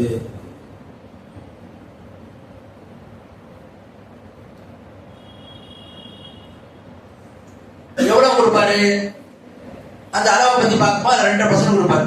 உதாரணத்துக்கு பாருங்க, ஒரு வருடத்துல ஒரு 20 லட்சம் ரூபாய் மதிப்புக்கான ஜக்காத்துக்கான முதலீடு இருக்கு, அந்த வியாபாரத்துக்கான முதலீடு இருக்குது. இப்ப அதுல அவர் ஒரு வருஷம் கிடக்குது. இப்ப என்ன செய்வார், அதுக்கான அந்த ஜக்காத்தை கொடுத்து விடுவார் என்பதை மார்க்க நமக்கு சொல்றாரு. ஒரு வருடம் பூர்த்தியாகும். இப்ப இங்க ஒரு விஷயத்தை நம்ம விளங்கணும். வியாபார முதலீடுகளை பொறுத்த வரைக்கும் என்ன செய்வாரு, கடையை ஒரு 10 லட்சம் ரூபாய் ஆரம்பிச்சு வச்சிருப்பாரு. கடைசியில ஒரு வருஷம் முடிக்கும் போது பாத்தீங்கன்னா அந்த வியாபாரத்துல என்ன இருக்கும், அந்த 10 லட்சத்தினுடைய முதலீடு ஒரு 12 லட்சம் ரூபாய் மாறி இருக்கும். அவருக்கு லாபம், அந்த லாபத்தை அவர் பயனடைஞ்சிருப்பாரு. வர்ற லாபத்தை வைத்து என்ன செஞ்சிருப்பாரு, கடையில மற்ற பொருளையும் வாங்கி வச்சிருப்பாரு. அப்போ அன்னைக்கு நிசாபை பார்க்கும்போது, அளவீட பார்க்கும்போது அந்த வியாபாரத்தினுடைய லாபத்தையும் சேர்த்து தான் முதலீட்டை சேர்ப்பாரு. இது விளக்கத்துக்கு ஒரு உதாரணம் சொல்றாங்க. இப்போ ஒருத்தவரு ரியல் எஸ்டேட் தொழில் பண்றாரு. இப்ப அவர் என்ன பண்ணாரு, ஒரு நிலத்தை வாங்கி போட்டார். அந்த நிலத்தை அவர் எவ்வளவு வாங்கி போட்டாரு, 20 லட்சம் ரூபாய்க்கு வாங்கி போட்டார். அதை வாங்கி ஒரு வருஷம் ஆகும். இப்ப அதை அவர் விற்கிறார். விற்கும் போது அந்த மனை எவ்வளவு போகுது, அது அவருடைய தொழில், அவருடைய அந்த நிலம் எவ்வளவு போகுது, 30 லட்சம் ரூபாய் போகுது. இப்ப என்ன பண்ணுவாரு, அந்த 30 லட்சம் 20ல இருந்து 10 லட்சம் எக்ஸ்ட்ரா வந்து லாபம். அந்த 20 பிளஸ் 10 மொத்தம் சேர்ந்து 30 லட்சத்துக்கான இதை என்ன செய்வார், ஜகாத்தை அவர் கொடுப்பார். அப்ப வியாபாரம் முதலீடை பொறுத்த வரைக்கும் நீங்க பாத்தீங்கன்னா முதலீடும் அந்த முதலீட்டுல இருந்து என்ன லாபத்தை நாம ஈட்டி அந்த முதலீட்டுல வச்சிருப்போமோ அதை ரெண்டுத்துக்கும் சேர்த்து கொடுப்பார். அப்ப வியாபார முதலீட்டுல இதை நாம கவனத்தில் கொள்ள வேண்டும் என்பதை நாம பார்ப்போம்.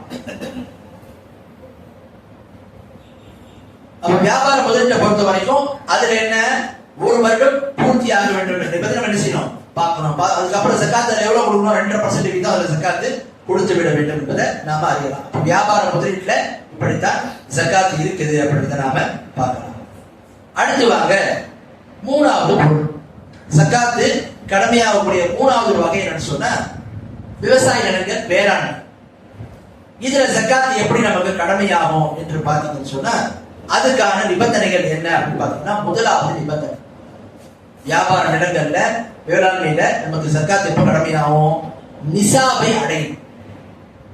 வேளாண்மையில நிசாபை அடையணும். முதல்ல நம்ம பார்த்துட்டோம், விவசாயத்தை பொறுத்த வரைக்கும் வேளாண்மையை பொறுத்த வரைக்கும் காய்கறிகள்லாம் ஜகாத். எதுக்கு ஜகாத்து, எந்த ஒரு விதைகளை பழங்களை நம்ம அளவீடு செய்வோமோ, உதாரணத்துக்கு தானியங்களா இருந்து சொன்னா அரிசி, கோதுமை, பருப்பு வகைகள், அதே மாதிரி வந்து பழங்களா இருந்துச்சு சொன்னா பேரிச்சம்பழம், அதே மாதிரி வந்து உலர்ந்த திராட்சை, இதெல்லாம் நம்ம வந்து என்ன செய்ய முடியும், அளவீடு செய்ய முடியும். இது அழுகாத பொருளாகவும் இருக்கும். இதுல தான் ஜகாத் இருக்குது அப்படின்னு நம்ம பார்த்தோம். இதுல எவ்வளவு நம்ம ஜகாத் இருந்தால் வந்து கடமையாகும் என்று நம்ம தெரிஞ்சுக்கணும். விவசாய நிலத்துல ஜகாத் நம்ம கொடுக்கணும். அது விதையா இருக்கட்டும், அது மற்ற உலர்ந்த திராட்சை, பேரிச்சம்பழம் போன்றவற்றா இருக்கட்டும். இதுல எவ்வளவு ஜகாத் வந்து கடமை, எப்ப கடமையாகும், எவ்வளவு அளவீடு இருந்தா ஜகாத் கடமையாகும் பார்த்தா ஹதீஸ்கள்ல வந்து புகாரியில 1484வது நம்பர் ஹதீஸ், லைஸ ஃபீமா தூன ஹம்ஸத்தி அவ்ஸத்தின் ஸதகா. ரசூலுல்லாஹ் சொல்றாங்க, 5 அவ்ஸத்துக்கு குறைவாக இருந்தா ஜகாத் இல்லை. 5 அவ்ஸத் அதுக்கு குறைவாக இருந்தா ஜகாத் இல்லை. ஒரு வஸ்ன் என்பது என்ன, 60 சா. 5 வஸ்ன்னா 300 சா. 300 சான்னு சொன்னா நம்ம இன்னைக்கு அளவிடக்கூடிய அளவீட்டை பார்த்தீங்கன்னா கிட்டத்தட்ட 720 கிலோ. 720 கிலோ. ஒருவர் வந்து விவசாயம் பண்றாரு. விவசாயம் பண்ணி அவருக்கு அரிசியா வந்து 720 கிலோ அல்லது அதுக்கு மேல கிடைக்குது. இப்ப அதுல ஜகாத் கடமையாகும். ஒரு கோதுமையை வந்து விவசாயம் பண்றாரு. அவரை வந்து அறுவடை செஞ்சு பார்க்கிறாரு. அதனுடைய அளவீடு என்ன, கிட்டத்தட்ட அவருக்கு ஒரு 720 கிலோ அதுக்கு மேல கிடைக்குதுன்னு சொன்னா அப்ப அதுல ஜகாத் கடமையாகும். அப்ப ஜகாத் எவ்வளவு கிடைக்கும், தங்கத்துக்கு 85 கிராம் ரீச்சாதான் ஜகாத் கடமையாகும். அது மாதிரிதான் ஒருவருக்கு வேளாண்மையை பொறுத்த வரைக்கும் எப்ப அதுல கடமையாகும், அந்த வேளாண்மையுடைய பொருட்கள் வந்து 720 கிலோ அரிசியா இருக்கட்டும், பருப்பா இருக்கட்டும், கோதுமையா இருக்கட்டும், திராட்சையா இருக்கட்டும், உலர்ந்த திராட்சையா இருக்கட்டும், இதுக்கெல்லாம் என்னவாகும் ஜகாத் எப்ப கடமையாகும், 720 கிலோ அல்லது அதுக்கு மேல இருக்கும். 300 சா இருக்கும். அப்ப ஜகாத் கடமையாகும். சரி, எவ்வளவு கடமையாகும், இப்ப இவ்வளவு வந்தா கடமை, எவ்வளவு எடுக்கணும் என்று பாத்தீங்கன்னா அதுக்கு தான் ரசூலுல்லாஹ் சொல்றாங்க, ஃபீமா சகத்தி ஸமாவ் வல் அன்ஹார் வல் உயூன் அல் உஷ்ர். எந்த ஒரு பூமியானது அது என்ன செய்யும், தானாகவே மழை பொழிவதை கொண்டோ அல்லது ஆறுகள், ஏரிகள், வாய்க்கால்ல வரக்கூடிய தண்ணீரை கொண்டு இலவசமாக நம்ம வந்து பாய்த்துக் கொள்ள முடியுமோ அப்படிப்பட்ட விவசாய நிலங்களாக இருந்தால் அதில் 10ல் 1 பங்கு என்ன செய்யணும், ஜகாத் கொடுக்கணும். இப்ப 720 கிலோ வருதான்னு பாக்கணும். அது எத்தனை மூட்டை, 720 கிலோ மூட்டை நம்ம என்ன பண்றோம், நம்ம பாக்குறோம். அதுல இருந்து என்ன செய்யணும், 10ல் 1% கொடுத்து. அப்ப 720 கிலோ சொன்னா உதாரணத்துக்கு 72 கிலோ வரும். 72 கிலோ 7 கிலோ 7 கிலோ 20 கிலோ. இப்ப 720 கிலோ சொன்னா நீங்க என்ன செய்யணும், 10ல் 1 மடங்கு. இப்ப 72 கிலோ 22 கிலோ தான். 720 கிலோ கிட்ட வருது சொன்னா அப்ப ஜகாத் கடமையாகும். அதுல 10ல் 1 மடங்குனா என்ன அர்த்தம், 72 கிலோ. 10 மடங்குன்றது 720, அதுல 1 மடங்கு என்பது என்ன, 72 கிலோ. இப்ப 72 கிலோ இருந்துச்சு, நம்ம என்ன செய்வோம், ஜகாத்தை நம்ம கொடுப்போம். இது எப்போ, வானம் பார்த்த பூமியா இருந்துச்சுன்னு சொன்னா. இதே அந்த பூமியானது ஒருவர் விவசாயம் செய்யறதுக்கு மோட்டர் வச்சு தண்ணியை பாய்ச்சுறாரு, அதுக்கு வந்து கூலி ஆட்களை நியமித்து வேலையை கொடுத்து அவங்களுக்கு சம்பளத்தை கொடுத்து என்ன பண்றாரு, அதுக்கான தண்ணீரை கொண்டு வந்து சேர்க்கிறான்னு சொன்னா, அப்ப இதுல என்ன, அதில் 10 1/2%, 10 1/2% சொன்னா 10 மூட்டை வருதுன்னா அரை மூட்டை.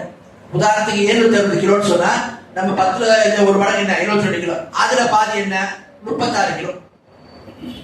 அப்ப இதுதான் என்ன, இந்த விவசாய நிலங்கள்ல ஜகாத்து கடமையாவதற்கான அந்த நிசாப் அப்படின்றத பார்க்கணும். நிசாப் என்பது 720 கிலோ.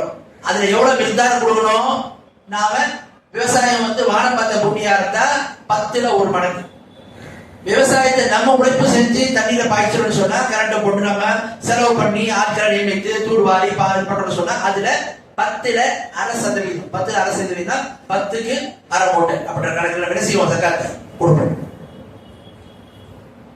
இதுதான் வேளாண்மைக்கான ஜகாத்தினுடைய அளவீடு என்பதை நாம பார்க்கலாம். அடுத்து பாருங்க, 4வது வகை ஜகாத்து கடமையாகக்கூடிய வகையில 4வது என்ன, கனிம வளங்கள். கனிம வளங்களை பொறுத்த வரைக்கும் பாத்தீங்கன்னா அதற்கு ஒரு வருடம் என்பதுலாம் கிடையாது. வேளாண்மைக்கு ஒரு வருடம் என்பது கிடையாது. எப்ப நம்ம அதை அறுவடை பண்றோமோ, பழங்கள் அறுத்துறோமோ, கனிவகைகள் அறுத்துறோமோ, அப்ப இந்த ஜகாத்து கடமையாயிடும். அதுல ஒரு வருடம் என்பதுலாம் கிடையாது. அதே மாதிரிதான் இந்த கனிம வளங்கள்.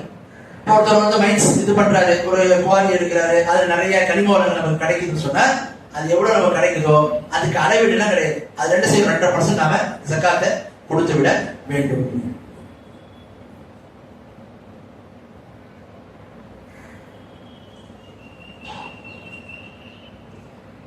அதே மாதிரி புதையலை பொறுத்தவரைக்கும் பாத்தீங்கன்னா சொல்றாங்க, புதையல்ல 5ல் ஒரு பங்கு ரசூலுல்லாஹ் நமக்கு தர சொன்னாங்க. உதாரணத்துக்கு 20% நமக்கு தரணும். அது எவ்வளவு வருதோ, குறைவா வருதோ, கூடுதலா வருதோ, அதுக்கான ஜகாத்தை நாம கொடுத்து விட வேண்டும். இதுதான் புதையலுக்கான அந்த ஜகாத்துக்கான அளவீடு அப்படின்னு பார்க்கணும்.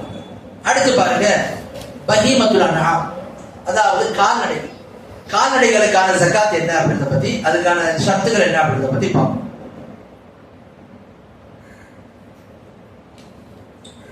கால்நடைகளை பொறுத்த வரைக்கும் ஜகாத் எப்போ அதுல கடமையாகும் என்று பாத்தீங்கன்னா, ஒட்டகமா இருந்தா 5 ஒட்டகம் இருந்தா தான் ஜகாத் கடமையாகும். 4 இருந்தா கடமையாகாது, 5 ஒட்டகம் இருக்கும். மாடாக இருந்தால் 30 மாடுகள் இருக்கணும், அப்பதான் ஜகாத் கடமையாகும். ஆடாக இருந்தா 40 ஆடுகள் இருக்கணும், அப்பதான் ஜகாத் கடமையாகும். இது ஒரு நிபந்தனை. 2வது நிபந்தனை, அதன் மீது ஒரு வருடம் பூர்த்தியாகும். கால்நடைகளை மட்டும் வருது சொன்னா அதன் மீது ஒரு வருடம் பூர்த்தியாக வேண்டும். 3வது நிபந்தனை, கால்நடைகளை பொறுத்தவரைக்கும் எந்த கால்நடைக்கு ஜகாத் இருக்குன்னு சொன்னா, ஆடு மாடுகளை வளர்க்கக்கூடியவங்க, ஒட்டகங்களை வளர்க்கக்கூடியவங்க அது வந்து ஒரு இடத்துல வச்சு என்ன பண்ணுவாங்க, அதை மேய்க்கிறதுக்காக மேய்ச்சலுக்கு கொண்டு போயிடுவாங்க. இது மாதிரி உள்ள கால்நடைகளுக்கு தான் ஜகாத். ஒருத்தர் என்ன பண்றாரு, ஒரு மாட்டு பண்ணை வச்சிருக்காரு, ஒரு 50-60 மாடு வச்சிருக்காரு. அந்த மாட்டுக்கு அவர் புல்ல வாங்கி போட்டு அதை பாதுகாத்து அதை செலவு பண்ணி வச்சிருக்காருன்னு சொன்னா அதுக்கு ஜகாத். எந்த மாடுகளுக்கு ஜகாத்து, சாயிமான்னு சொல்லுவோம். சாயிமான்னு சொன்னா எது தன்னுடைய உணவை சுயமாக பெற்றுக் கொள்ளுமோ அதுக்கு தான் ஜகாத். எந்த கால்நடைகளை ஒருவர் உணவுக்கு அதை வந்து அவரா செலவு பண்ணி உணவை வந்து கொண்டு வந்து அதை வந்து என்ன செய்யறாரு, பராமரித்து உணவு கொடுக்குறாருன்னா அந்த மாதிரி கால்நடைகளுக்கு ஜகாத். கால்நடைகள்ல எது சுயமாக தன்னுடைய உணவை தேடிக்கொள்ளுமோ பெற்றுக்கொள்ளுமோ அப்படிப்பட்ட கால்நடைகளுக்கு ஜகாத்து கொடுக்கணும் அப்படின்றத நாம பார்க்கணும். அதே மாதிரி ஜகாத்துல ஒருத்தருடைய வந்து பாத்தீங்கன்னா ஒரு 40 மாடு இருக்கு. என்ன மாடு, எருது மாடு வச்சிருக்காரு, காளை மாடு வச்சிருக்காரு. இது எல்லாம் என்ன, அவர் வந்து எப்படி நீங்க காரை நம்ம பயன்படுத்தணும், அது மாதிரி ஒரு காலத்துல வந்து மாட்டு வண்டிகளை வைத்து கொண்டு என்ன பண்ணுவாங்க, தேவைகளுக்கு, விவசாயத்துக்கு, மற்ற வண்டிகளை வந்து ஊர்களுக்கு போறதுக்கு, பயணத்துக்கு, இந்த மாதிரிலாம் பயன்படுத்துவாங்க. அது மாதிரி ஒரு 40 மாடு வச்சிருக்காரு. ஜகாத் ஜகாத். ஜகாத் என்பது இது மாதிரி வந்து நம்மளை வந்து சோப்பதற்கும் வேலை செய்வதற்கும் அதை வந்து ஏரோட்டுவதற்கும் வைத்திருக்கக்கூடிய அந்த மாடுகளை கிடையாது. எந்த மாடுகளை நாம வைத்து பராமரித்து அதை வந்து நம்ம என்ன செய்வோம், இந்த இனத்தை பெருக்கிறோன்றதான் நோக்கமா இருக்கும். அதுக்கு வந்து கூட்டி போட்டு பெருகிட்டே போகும். இது மாதிரி உள்ளதுல மட்டும்தான் ஜகாத் இருக்குது என்பதை நாம விளங்கிக் கொள்ள வேண்டும். சரி, அடுத்து பாருங்க, எவ்வளவு இருந்தா ஜகாத் கொடுக்கணும். ஒட்டகத்தை பொறுத்த வரைக்கும் பாத்தீங்கன்னா நமக்கு அவ்வளவு தேவை. 40 ஒட்டகம் கிடையாது, 5ல இருந்து 9 வரைக்கும் ஒட்டகம் இருந்தா அதுல ஒரு ஆடு. அதுக்கப்புறம் 10ல இருந்து 14 வரைக்கும் ஒட்டகம் எடுத்து சொன்னா 2 ஆடு. 15ல இருந்து 19 வரைக்கும் ஒட்டகம் எடுத்தா 3 ஆடு. 20ல இருந்து 24 வரைக்கும் 4 ஆடு. அடுத்து 25 35 வரைக்கும் பாத்தீங்கன்னு சொன்னா ஒட்டகத்துல ஒரு வருடம் பூர்த்தி ஆகி 2வது வருடத்துக்கு பாத்தீங்கன்னா அந்த ஒட்டகத்தோட குட்டி என்ன செய்வாங்க, ஜகாத்தை கொடுப்பாங்க. இது ஒரு அளவீடு. மாட்டுல பொறுத்த வரைக்கும் பாத்தீங்கன்னு சொன்னா மாட்டுல 30 மாடுல இருந்து 39 மாடு வரைக்கும் இருக்குன்னு சொன்னா அப்போ அங்க என்ன ஒரு தபியன்னு சொன்னா மாட்டுல எதெல்லாம் ஒரு வருடத்தை பூர்த்தி செய்து 2வது வருடத்துல இருக்கும், ஒரு வருடத்தை பூர்த்தி செய்திருந்தா தபின்னுவாங்க. அப்ப 30ல இருந்து 39 வரைக்கும் இருக்குன்னு சொன்னா அந்த ஒரு வருடத்தை பூர்த்தி செய்த குட்டியை கொடுக்கும். 40 மாடுல இருந்து 59 மாடு வரைக்கும் இருக்குன்னு சொன்னா முசின்னா மாட்டுல 2 வருஷத்தை பூர்த்தியாகி 3வது வருஷத்துல இருந்து பாருங்க அதை நாம கொடுப்போம். 60 மாட்டுல இருந்து 69 மாடு வரைக்கும் பாத்தீங்கன்னு சொன்னா 2 தபியா, அதாவது இந்த ஒரு வருடத்தை பூர்த்தி பண்ணது பாருங்க அது மாதிரி 2 குட்டியை கொடுக்கும். 70 மாட்டுல இருந்து 79 மாடு வரைக்கும் பாத்தீங்கன்னா அந்த ஒரு வருடத்தை பூர்த்தி பண்ண ஒரு குட்டி 2 வருடத்தை பூர்த்தி பண்ண மாட்டு 2 சேர்த்து கொடுக்கும். இது என்ன மாட்டுக்கான ஒரு அளவு. அடுத்து ஆடுகளை குறித்து ரசூல் என்ன சொன்னாங்க, 40ல இருந்து 120 வரைக்கும் ஒரு ஆடு, 121ல இருந்து 200 வரைக்கும் 2 ஆடு, 201ல இருந்து 300 வரைக்கும் 3 ஆடு, அப்புறம் ஒவ்வொரு நூறுக்கும் ஒரு ஆடை வச்சுட்டு ஆகிட்டே போகும். இது ஆட்டுல உள்ள அளவீடு அப்படின்றத நம்ம பார்க்கலாம். அப்ப இது வரைக்கும் நாம ஜகாத்து எந்தெந்த பொருளுக்கு இருக்குது அப்படின்றத பத்தியும் அந்த 5 பொருட்கள் இருக்குது ஜகாத்துன்றத பத்தி பார்த்தோம். அதுக்கு அடுத்து அதற்கான என்னென்ன நிபந்தனைகள் என்பதை குறித்து நாம தெரிந்து கொண்டோம். அடுத்து பாருங்க, ஜகாத் என்பதை பொறுத்த வரைக்கும் நாம் யாருக்கு தர வேண்டும் என்பது நமக்கு தெரியும். யாருக்கு தரலாம், யாருக்கு தரக்கூடாது என்பது நமக்கு தெரியும். இந்த 5 வகையை தவிர்த்து மற்ற ஜகாத்து கிடையாது. ஒருத்தர் அடுக்குமாடி கட்டணம் வச்சிருக்கிறாரு, பில்டிங் வச்சிருக்காரு, வருமானத்துக்கு என்ன செய்யறாரு, அவர் வாடகைக்கு விட்டுருக்காரு, அதுக்கு ஜகாத்தான ஜகாத்து கிடையாது. அவரிடத்துல அந்த கட்டடங்கள்ல இருந்து ஜகாத் அந்த அமௌண்ட் ஜகாத்துக்கு அந்த 85 கிராம் சொல்ற பாருங்க அவ்வளவு சேர்ந்து அதுல ஒரு வருடம் பூர்த்தி ஆகுதுன்னு சொன்னா அப்பதான் ஜகாத்.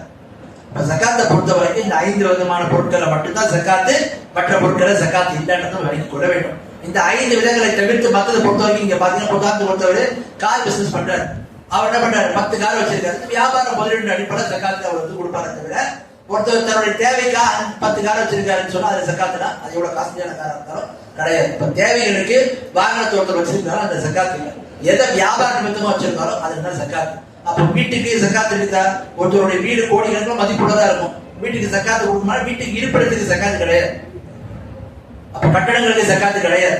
இப்ப ஒருத்தர் என்ன பண்றாரு, ஒரு நிலத்தை வாங்குறாரு, வாங்கி ஃபியூச்சர் நம்ம வீடு கட்டுவோம் இல்ல தேவைக்கு இருந்தா வச்சு போடுற மாதிரி என்ன பண்றாரு, கேட்டு வாங்கி போடுறாரு, 10 வருஷம் 20 வருஷம் ஆகுது, அதுக்கு ஜகாத்து கொடுக்கணுமா இல்ல. ஒருவர் வியாபார நோக்கத்துக்கு தான் வாங்குறாரு, ஒரு இடத்த வாங்கி போடுறாரு, நல்ல விலைக்கு விட்டு போடுறாரு, ரியல் எஸ்டேட் மாதிரி பண்றாரு, இது மாதிரி தான் அதுல ஜகாத். அப்போ வியாபார நோக்கத்துக்காக ஒண்ணு வாங்கி போட்டா அந்த நேரத்துல ஜகாத், வியாபார நோக்கம் இல்லாம தேவைக்காக வாங்கி போட்டோம்னா அது ஜகாத் இல்லை. இந்த மாதிரிலாம் மாறணும். ஜகாத் சம்பந்தமான சில விஷயங்களை நமக்கு தெரியப்படுத்துது. அப்ப இந்த 5 விதமான பொருட்களை ஜகாத்து, இது அல்லாத விஷயங்கள்ல வருமானத்துல நமக்கு ஜகாத் இருக்க தவிர அந்த பொருட்கள் இல்லைன்னு நம்ம விளங்கிக் கொள்ள வேண்டும். அடுத்து வாங்க, யார் யாருக்கு ஜகாத்து கொடுக்கணும், யார் யாருக்கு ஜகாத்தை தரக்கூடாது என்பதை நம்ம தெரிந்து கொள்ள வேண்டும். அல்லாஹ் குர்ஆன்ல யாருக்கு எல்லாம் ஜகாத்தை தரலாம் என்பதை குறித்து சொல்லும் போது 9வது அத்தியாயத்துல 60வது வசனத்தை சொல்றோம். அதுல 8 விதமான மக்கள் அல்லாஹ் சொல்றோம், இவங்களுக்கு நம்ம ஜகாத்தை கொடுக்கலாம். யார் யாரு? இன்னம ஸதகாத்து லில் ஃபுகரா வல் மசாகின் வல் ஆமிலீன அலைஹா வல் முஅல்லிஃபத்தி குலூபுஹும் வஃபி الرقاب والغارمين وفي سبيل الله وابن السبيل فريضة من الله والله عليم حكيم. அல்லாஹ் சொல்றா, கடமையான இந்த சதகா தர்மம் என்பது, சதகான்னு சொன்னா 2 விதமா இருக்கு. ஒண்ணு கடமையான சதகா, அதான் ஜகாத். கடமை இல்லாத சதகா பொதுவான தர்மம். அல்லாஹ் சொல்றா, கடமையான சதகா அந்த தர்மத்தை யாருக்கு கொடுக்கணும், ஜகாத்தை ஃபகீர்களுக்கு கொடுக்கணும் 1, மிஸ்கின்களுக்கு கொடுக்கணும் 2, 3வது யார் அதுல ஊழியம் பண்றாங்க, வேலை செய்யறாங்க, ஜகாத் இத போய் கலெக்ட் பண்ணி வாங்கிட்டு கொடுப்பாங்க பைத்துல் மால், 3வது அவங்களுக்கு கொடுக்கணும். 4வது யாருடைய உள்ளங்கள் இஸ்லாத்தின் பால் ஈர்க்கப்படணுமோ அப்படிப்பட்டவங்களுக்கு கொடுக்கணும். 5வது அடிமைகளை விடுதலை செய்யறவங்களுக்கு கொடுக்கணும், விடுதலை செய்து கொடுக்கணும். 6வது ஒருவர் கண்ண சுமையை சிக்கிட்டாருன்னு சொன்னா அவருக்கு கொடுக்கலாம். 7வது ஃபீ சபீலில்லாஹ் அல்லாஹ்வுடைய பாதை போராடணும், அதாவது ஜிஹாத் செய்வது கொடுக்கலாம். எட்டாவது அப்படி சபீன்னா நாடோடிகள் வரி போக்குறது, இவங்களுக்கு ஜக்காத்தை கொடுக்கலாம். இதுதான் அல்லாஹ்விலிருந்து வரக்கூடிய அந்த ஃபரீதா, கடமையான விஷயம். அல்லாஹ் ஞானமுடையவன், அனைத்தையும் அறிந்தவன். அப்ப ஜக்காத் என்பது இந்த 8 விதமான மக்களுக்கு தான் அல்லாஹ் தரணும். இந்த 8 விதமான மக்களுக்கு தான் ஜக்காத்தை தரணும். யார் யாரு கொஞ்சம் விவரத்தை பார்ப்போம். முதல்ல ஃபுகரா ஃபகீர். ஃபுகரா ஃபகீர் இவங்க ஒரு வகை. இரண்டாவது யாரு? மிஸ்கின் மசாகின். ஃபுகரா யாரு, ஃபகீர் யாரு, மிஸ்கின் யாரு என்று பாத்தீங்கன்னா ஏறதான் 2 பேருமே. ஏழையில 2 பேருக்குள்ள வித்தியாசம் என்னன்னு பாத்தீங்கன்னா, ஃபகீர் என்பவர் ஒரு இடத்துல அவருடைய அடிப்படையான தேவையை பெற்றுக் கொள்வதற்கான வசதி இருக்காது. உதாரணத்துக்கு ஒருவருக்கு ஒரு நாளைக்கு அவருடைய தேவையை நிறைவு செய்வதற்கு 500 ரூபாய் தேவைப்படும். ஆனா அவர்கிட்ட பாத்தீங்கன்னா 100 ரூபாய் தான், 150 ரூபாய் தான். இதை கொண்டு தன்னுடைய தேவையை அவரால் நிறைவு செய்ய முடியாது. இவங்க தான் ஃபகீர், ஏழை. இரண்டாவது மிஸ்கின். இவங்க யாரு? இவங்களுக்கும் ஒரு நாள் தேவை இருந்து 500 ரூபாய் இருக்கும். ஆனா இவங்க எப்படிப்பட்டவங்க? ஃபகீரோட கொஞ்சம் மேல, ஒரு 250 ரூபாய், 300 ரூபாய், 350 ரூபாய் வச்சிருப்பாங்க, ஒரு 400 ரூபாய் வச்சிருப்பாங்க. ஆனா அந்த முழுமையான தேவையை நிறைவு செய்யற அளவுக்கு உங்கள்ட்ட இருக்காது. ஆனா அதுக்கான நெருக்கமான நிலையில் இருப்பாங்க. அப்போ ஏழைன்றவங்க பரம ஏழைகளா இருப்பாங்க, ஃபகீர்ன்றவங்க. மிஸ்கின்றவங்க அவங்க ஏழை தான், அவங்ககிட்ட ஏதோ கொஞ்சம் இருக்கும் அப்படின்னு அர்த்தம். முழுமையா தேவை நிறைவு செய்ய முடியாது, ஏதோ ஒரு அளவு இருக்கும். 500 ரூபாய் ஒரு நாளைக்கு தேவையா இருக்கும், ஒரு 300 ரூபாய் இருக்கும் அவங்ககிட்ட. ஃபகீர்னு சொன்னா 100 ரூபாய், 150 ரூபாய், ரொம்ப குறைவா இருக்கும். ஒரு பாதி அளவு கூட அது அவங்க தேவை நிறைவு செய்யற அளவுக்கு இருக்காது. இவங்க தான் ஃபகீர். அப்ப அல்லாஹ் சொல்றான், நீங்க ஜக்காத்தை யாருக்கு கொடுக்கலாம்?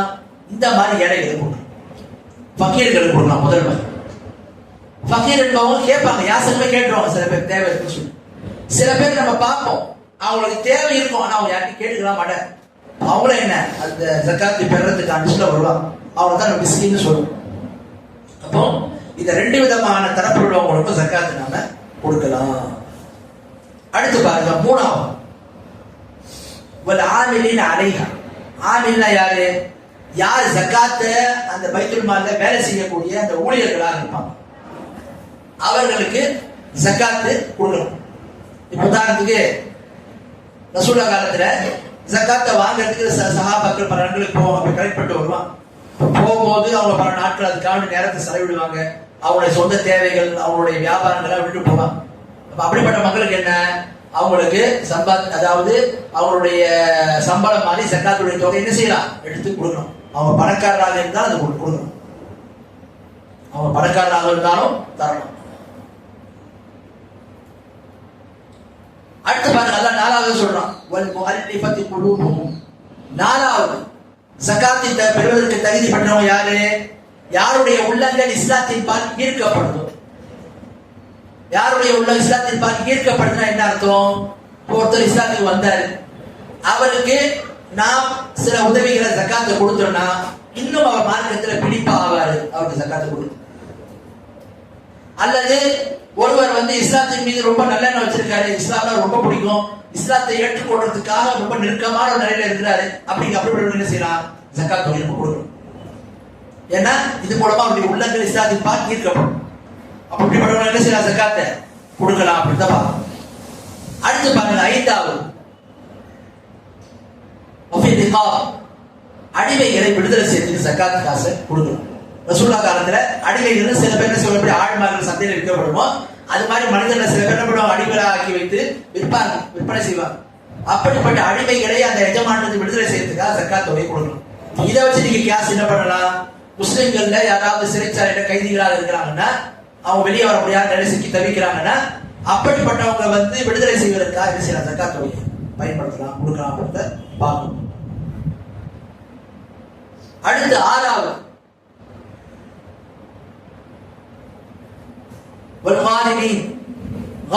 என்ன? யார் ஒருவர் கடனாளியா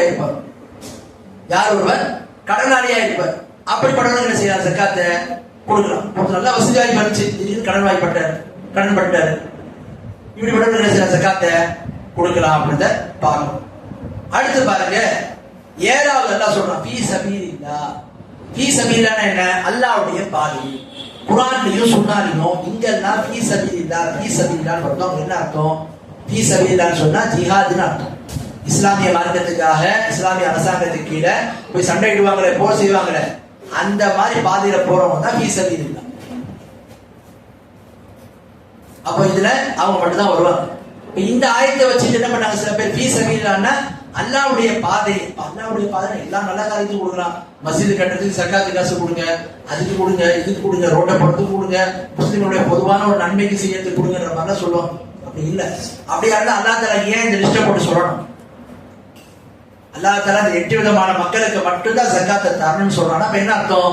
இது அல்லாத மற்றவங்களுக்கு தரக்கூடாதுன்னு அர்த்தம். அப்போ ஃபீ சபீலில்லாஹ் யாரை முதல்ல குறிக்கும்? ஜிஹாத் தான் குறிக்கும். ஜிஹாத் இல்ல மத்த விஷயங்கள் வரும்னு சொன்னா அதுக்கு என்ன செய்ய ஆதாரம் தேவை. அப்போ ஜக்காத் என்றது ஒரு இபாதத். அந்த இபாதத்தை பொறுத்த வரைக்கும் அல்லாஹ் என்ன சொல்றாங்க அதான் நம்ம செய்ய முடியும். அந்த அடிப்படையில் பாத்தீங்கன்னு சொன்னா இதுல ஃபீ சபீலில்லாஹ் என்பது அல்லாஹ்வுடைய பாதையில் போராடுறவர் மட்டும்தான் வருவாங்க. மற்ற பொதுவான நன்மையான காரியங்கள் இதுல வராது.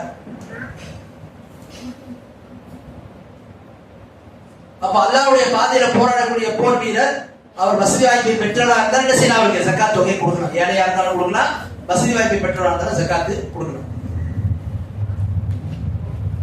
அடுத்து கடைசி அல்லாஹ் சொல்றான் வபனி சபீல், வரிப்போக்கர்கள் அப்படின்னா. வரிப்போக்கர்கள் அப்படி அந்த காலத்துல சில பேர் என்ன பண்ணுவாங்க, ஏதோ ஊர்களுக்கு பயணம் செய்து போவாங்க. திடீர்னு அவங்களுடைய பொருட்கள் தொலைந்து விட்டாலோ அல்லது தீர்ந்து விட்டாலோ அவங்க தன்னுடைய சொந்த ஊர் வரதுக்கு பெரிய சிரமமா இருக்கும். இப்போ நிறைய பண்டிகைலாம் பார்க்கலாம்.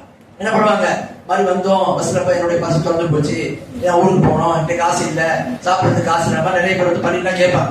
இப்படிப்பட்ட வழிபோக்குகளுக்கு நிலைச்சில ஜக்காத்து கொடுக்கணும். அப்ப ஜக்காத் என்பது இந்த 8 விதமான மக்களுக்கு மட்டும்தான் கொடுக்கணும். பள்ளிவாசலுக்கு ஜக்காத் தரலாமான தரக்கூடாது. ஏன்? பள்ளிவாசல் என்பது இந்த 8 விதமான கேட்டகரிகள் அல்லாஹ் தஆலா சொல்ல.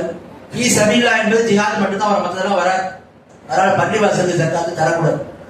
மதரசாக்கு ஜக்காத் தரதா இருந்தா கூட மதரசால படிக்கக்கூடிய ஏழை மாணவர்களுடைய அடிப்படை தேவை, உணவு, தங்கறதுக்கு இடம், மருத்துவம், சாப்பாடு, ஆடை, இதெல்லாம் வாங்கி கொடுக்கலாம். உஸ்தாதுக்கு ஃபீஸ் கட்டணும், அவருக்கு சம்பளம் கொடுக்கணும், அதை பயன்படுத்தணும், மற்ற டியூஷன் ஃபீஸ் கட்டணும், அதுக்கெல்லாம் ஜக்காத் கொடுக்க முடியாது. அந்த குழந்தையுடைய அடிப்படை தேவைக்கு ஜக்காத்து கொடுக்கணும். அப்போ ஜக்காத் என்பது இது மாதிரி உள்ள விஷயங்களுக்கு மட்டும்தான் தரப்பட வேண்டும். இந்த 8 விதமான மக்களுக்கு மட்டும்தான். நிறைய பேர் என்ன பண்றாங்க, ஜக்காத் விஷயத்துல கூட நிறைய பேர் வந்து இன்னும் சில பேர் 500, 1000, 1500 மொய் வைக்கிற மாதிரி என்ன பண்றாங்க, ஜக்காத் தொகை கொடுத்துட்டு அப்படிலாம் கொடுக்க முடியாது. ஜக்காத்தை பொறுத்த வரைக்கும் அது அல்லாஹ் மீது கடமையாக்கிய ஒரு கடமை. அந்த கடமை எவ்வளவு மார்க்கும் வந்தா கொடுக்கணும்னு சொல்லுதோ, எந்த அளவு கொடுக்கணும்னு சொல்லுதோ அந்த அளவு கொடுத்துட்டு போகணும். ரெண்டாவது அதை கொடுக்கும்போது யார்கிட்ட கொடுக்க சொல்லுதோ அப்படிதான் கொடுக்கணும்.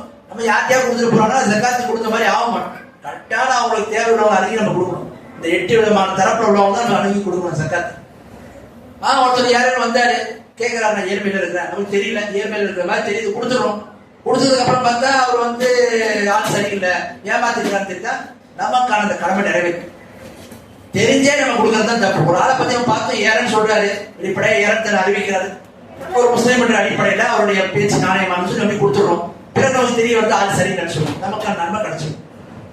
அப்ப ஜக்காத்தை பொறுத்த வரைக்கும் இந்த 8 விதமான மக்களுக்கு மட்டும்தான் தரணும். இது அல்லாத மற்றவங்களுக்கு ஜக்காத்து இல்ல. மற்ற பொதுவான தர்மங்களை எப்படினாலும் யாருக்குனாலும் செய்யலாம். அல்லாஹ்வின் பாதைன்னு சொல்லி மற்ற என்னென்ன காரியங்கள் நன்மையான காரியம் இருக்கோ பொதுவான தர்மத்தை பண்ணலாம். ஜக்காத் தொகையை நம்ம என்ன செய்யணும், இதுக்காக மட்டும்தான் இந்த 8 விதமான மக்களுக்கு மட்டும்தான் நம்ம என்ன செய்யணும், அதை பயன்படுத்த வேண்டும் என்பதை நம்ம தெரிந்து கொள்ள வேண்டும். அடுத்து பாருங்க, யார் யாருக்கெல்லாம் ஜக்காத்து தரக்கூடாது, ஜக்காத் என்பதை யார் யாருக்கெல்லாம் தரக்கூடாது என்பதை குறித்து நம்ம பார்ப்போம். முதலாவது, ஜக்காத் என்பது பணக்காரர்களுக்கு தரக்கூடாது. பணக்காரங்க யாரு? அவங்க வீடு வந்து பெரிய பில்டிங் வந்து பங்களா கணக்குல இருக்கணும், அவங்க வீட்டுல வந்து கார் இருக்கணும், மற்ற வசதி வாய்ப்பு இருக்கணும். இது இல்ல அளவு. இஸ்லாமிய மார்க்கத்துல பணக்காரர்கள் என்பது ஜக்காத் விஷயத்துல யாருன்னு சொன்னா, யாரிடத்துல அந்த ஜக்காத்தை கொடுப்பதற்கான நிசாவை பெற்றிருக்காங்க அவங்க. ரசூலுல்லாஹ் சொல்றாங்க, துஃபுதுமின் அக்னியாய் வதுரது அலா ஃபுகராய். அவங்கள முஸ்லிம்கள்ல யார் பணக்காரா இருக்காங்களோ அவங்க ஜக்காத்தை வாங்கி ஏழைகளுக்கு திருப்பி கொடுங்கன்னு நாங்க சொல்றோம். ஏழைகளுக்கு கொடுங்க. அப்போ ஜக்காத்தை வாங்கக்கூடியவங்களோட ரசூல் என்ன வார்த்தையை பயன்படுத்தினாங்க, கனியுன் அக்னியான்ற வார்த்தையை பயன்படுத்தாங்க. அப்படின்னா அர்த்தம், அக்னியான்னா நம்ம விலைக்கு இருக்கிற மாதிரி ரொம்ப பெரிய டாடா பிர்லா மாதிரி இருக்கும், பெரிய பெரிய பணக்காரா இருக்கும் அப்படின்னு. யார் ஜக்காத்தை கொடுக்கிற அளவுக்கு அவங்கள்ட்ட இது இருக்குதோ அவங்க என்ன இஸ்லாமிய அந்த ஜக்காத்துன்ற அந்த பாடத்துல அவங்க பணக்காரங்க, அவ்வளவுதான். அதுல என்ன செய்வாங்க அவங்க, அதுக்கான நிசாப்ல வந்துச்சு சொன்னா அவங்க ஜக்காத்தை கொடுத்துருவாங்க. அப்போ யார் பணக்காரர்களா இருக்கிறாங்களோ, வசதி பெற்றவங்களா இருந்தாலும் அவங்க ஜக்காத்து வாங்கக்கூடாது, அவங்களுக்கு கொடுக்க கூடாது. ரெண்டாவது, யார் நல்ல உடல் வலிமையை பெற்று வேலை செய்வதற்கான அந்த உடல் ஆரோக்கியத்தை பெற்றிருக்கிறாங்களோ அப்படிப்பட்டவங்களும் கொடுக்க கூடாது. ஹதீசுகள்ல வருது, அஹ்மது வரக்கூடிய ஹதீஸ், அபூதாவுல வருது, ஷேக் அல்பானி ஹதீஸ் சஹீஹ் சொல்லிருக்காங்க, லா ஹப்த ஃபீஹா லிகனியின் வலா லிகவியின் முக்தஸிப். ரசூலுல்லாஹ் சொல்றாங்க, இந்த ஜகாத் தொகை என்பது யாருக்கு இதுல பங்கு கிடையாது, பணக்காரர்களுக்கும் நல்ல வலிமையான என்ன செய்யக்கூடிய சம்பாதிக்கக்கூடிய அந்த நிலகாத்திரமான உடல்நிலை பெற்றவர்களுக்கு இல்லைன்னு நாங்கள் சொல்றோம். அப்படிப்பட்ட ஜகாத்து தரக்கூடாது. ஏழை மக்களுக்கு உதாரணத்துக்கு நல்ல வசதி வாய்ப்பு இருக்கிறாரு, ஏழ்மையில் இருக்கார், நல்ல உடல் வலிமை பெற்றிருக்காரு, ஏழ்மையில் அவர் கொடுக்கலாம். இங்க என்ன சொல்லப்படுது, உடல் வலிமையை பெற்று சம்பாதிக்கிறாங்க சொன்னா அவரை மனுஷன் தவிர்த்துக் கொள்ள வேண்டும் அப்படின்றத பார்க்கணும். ஆகவே ஜகாத் என்பது வசதி வாய்ப்பு பெற்றவர்களும் கொடுக்கக்கூடாது அப்படின்றத பார்க்கணும். அடுத்து பாருங்க, ரெண்டாவது, ஜகாத் யாருக்கு கொடுக்க கூடாதுன்னா அசலுக்கும் தரக்கூடாது, ஃபரூக்கும் தரக்கூடாது. என்ன அர்த்தம், யார் நமக்கு மூலமாக இருப்பார்கள், அடிப்படையா இருப்பாங்க. உதாரணத்துக்கு ஒரு மகன் தன்னுடைய தாய், தந்தை, தாத்தா, பாட்டி இவங்கெல்லாம் ஜகாத்து தரக்கூடாது. ஏன், அவர்களை பராமரிப்பது அந்த பையன் மீது கடமை. அப்ப ஜகாத்தை பொறுத்த வரைக்கும் பெற்றோர்களுக்கு தரலாமானா தரக்கூடாது. இதுல ஜகாத்து காசு பெற்றோர்களுக்கு தரக்கூடாதுங்க. ஜகாத்தை விட அவங்களுடைய தேவைகளை, அவங்களுடைய உரிமையை பராமரிக்கிறது இஸ்லாத்துல மிக முக்கியமான விஷயம். அந்த கடமை எல்லாம் செஞ்சு மிச்சமாக்காத ஜகாத்தை கொடுக்கணும், விளங்குங்களா? அதனால பெற்றோர்களுக்கு ஜகாத்தை தரலாமானா தரக்கூடாது. அதே மாதிரி வந்து தாத்தா பாட்டி இருக்கிறாங்க, தாத்தா தாத்தி இருக்காங்க, அவங்களுக்கு ஜகாத்தை கொடுக்கலாம்னா அவங்களுக்கு தரக்கூடாது. ஏன், அவங்கள பராமரிக்கிறது இவங்களுக்கு கடமை. அந்த பராமரிப்பு செலவெல்லாம் போய் மிச்சம் இருந்தாலும் ஜகாத்தே கடமையாகும். அப்போ யார் அடிப்படையா இருப்பாங்க, அசலா இருப்பாங்க, அவங்களுக்கு ஜகாத் தரக்கூடாது. அதே மாதிரி ஃபரவும் தரக்கூடாது. ஃபரானா என்ன, போறது நல்ல வசதியா இருக்க, அவருடைய மகன் இருக்கிறாங்க, ஏழ்மையில் இருக்கிறார், அல்லது மகள் இருக்கிறாங்க, ஏழ்மையில் இருக்காங்க, அவங்களுக்கு ஜகாத்தை கொடுப்பாருன்னா ஜகாத் தரக்கூடாது. அவங்களுடைய ஏழ்மையை போக்குறதுக்கு அவர் தன்னுடைய சொத்து பத்து என்னவோ, அவருடைய செலவின் என்னவோ அதை அவர் பூர்த்தி செய்வார்.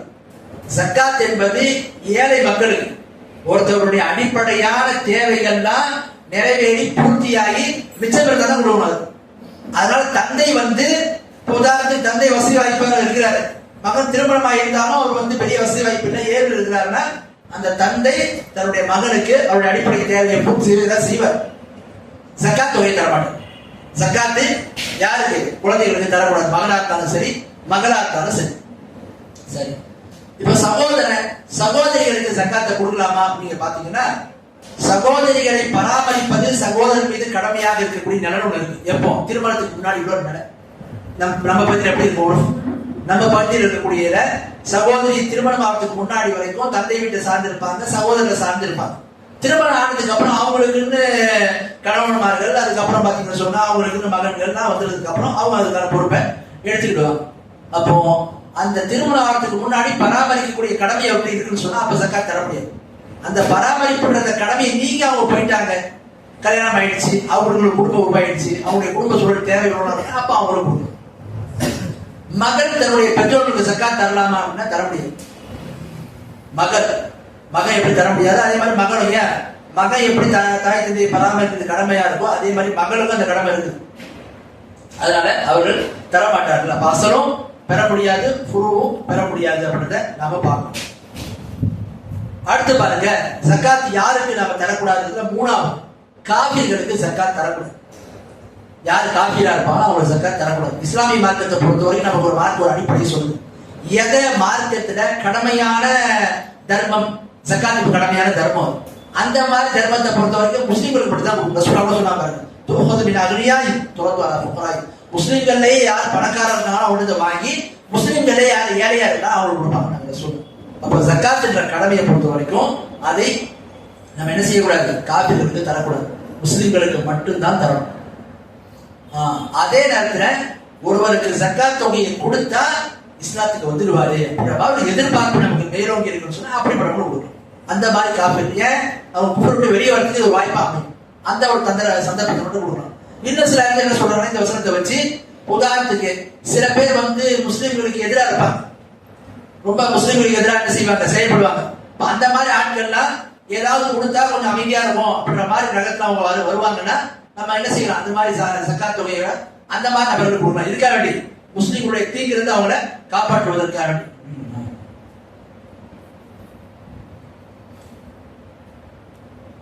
அடுத்த சக்காத் என்பது நாலாவது யாருக்கு தரக்கூடாதுன்னு சொன்னா ரசூலுல்லாஹ்வுடைய குடும்பத்தார்களுக்கு சக்காத் தரக்கூடாது. ரசூலுல்லாஹ்வுடைய குடும்பத்தார்கள் யார் வருவாங்க, பனு ஹாஷிம். இந்த பனு ஹாஷிம் கோத்திரத்தை சேர்ந்தவங்க யாருக்கு என்ன செய்யக்கூடாது, சக்காத் என்பதை தரக்கூடாது அப்படின்னு பார்க்கணும். அப்போ ஜக்காத்துல இது யாருக்கு தரணும் யாருக்கு தரக்கூடாது என்ற பிரச்சனை நாம தெரிந்து கொண்டோம். அடுத்து பாருங்க, ஜக்காத் என்பது இந்த 8 விதமான மக்களுக்கு மட்டும்தான் தரணுமா என்று பார்த்தா கடமை ஒண்ணு இல்லை. 8 விதமான மக்களுக்கு தரலாம், அல்லது ஒரே விதமான மக்களுக்கும் தரலாம். ஜக்காத் என்பதை 8 விதமான மக்கள் எல்லாம் சொல்றாங்க, 8 பேருக்கு தனித்தனியா கொடுக்கணும்னா கிடையாது. விருப்பப்பட்டால் 8 பேருக்கு தரலாம், தேவையுள்ளவங்களா இருந்தா. ஒருத்தர் நிறைய தொகை இருக்கு, 8 பேருக்கு தரணும்னா தரலாம். ஒருவர் இதுல ஏதாவது ஒரு கேட்டகரி மட்டும் நான் கொடுக்க வரணும்னா அவங்களும் கொடுக்கணும்.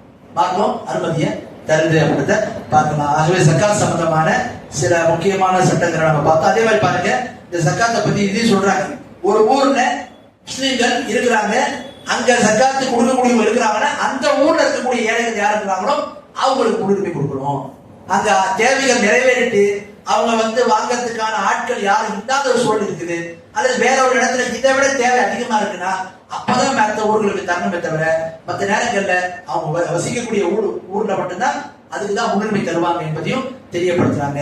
ஆகவே ஜக்காத் சம்பந்தமான சில முக்கியமான சட்டத்திட்டங்களை இன்றைய வகுப்பில் நம்ம பார்த்தோம். நோன்பு திறப்பதற்கான நேரமும் நெருங்கி விட்டதுனால இதோடு இந்த வகுப்பை நம்ம முடிக்கிறோம். ஓரளவு சந்தேகங்களை நாம தெரியப்படுத்திட்டேன். ஏதேனும் சந்தேகம் இருந்ததுன்னா ஒரு 5 நிமிஷம் கேள்வி.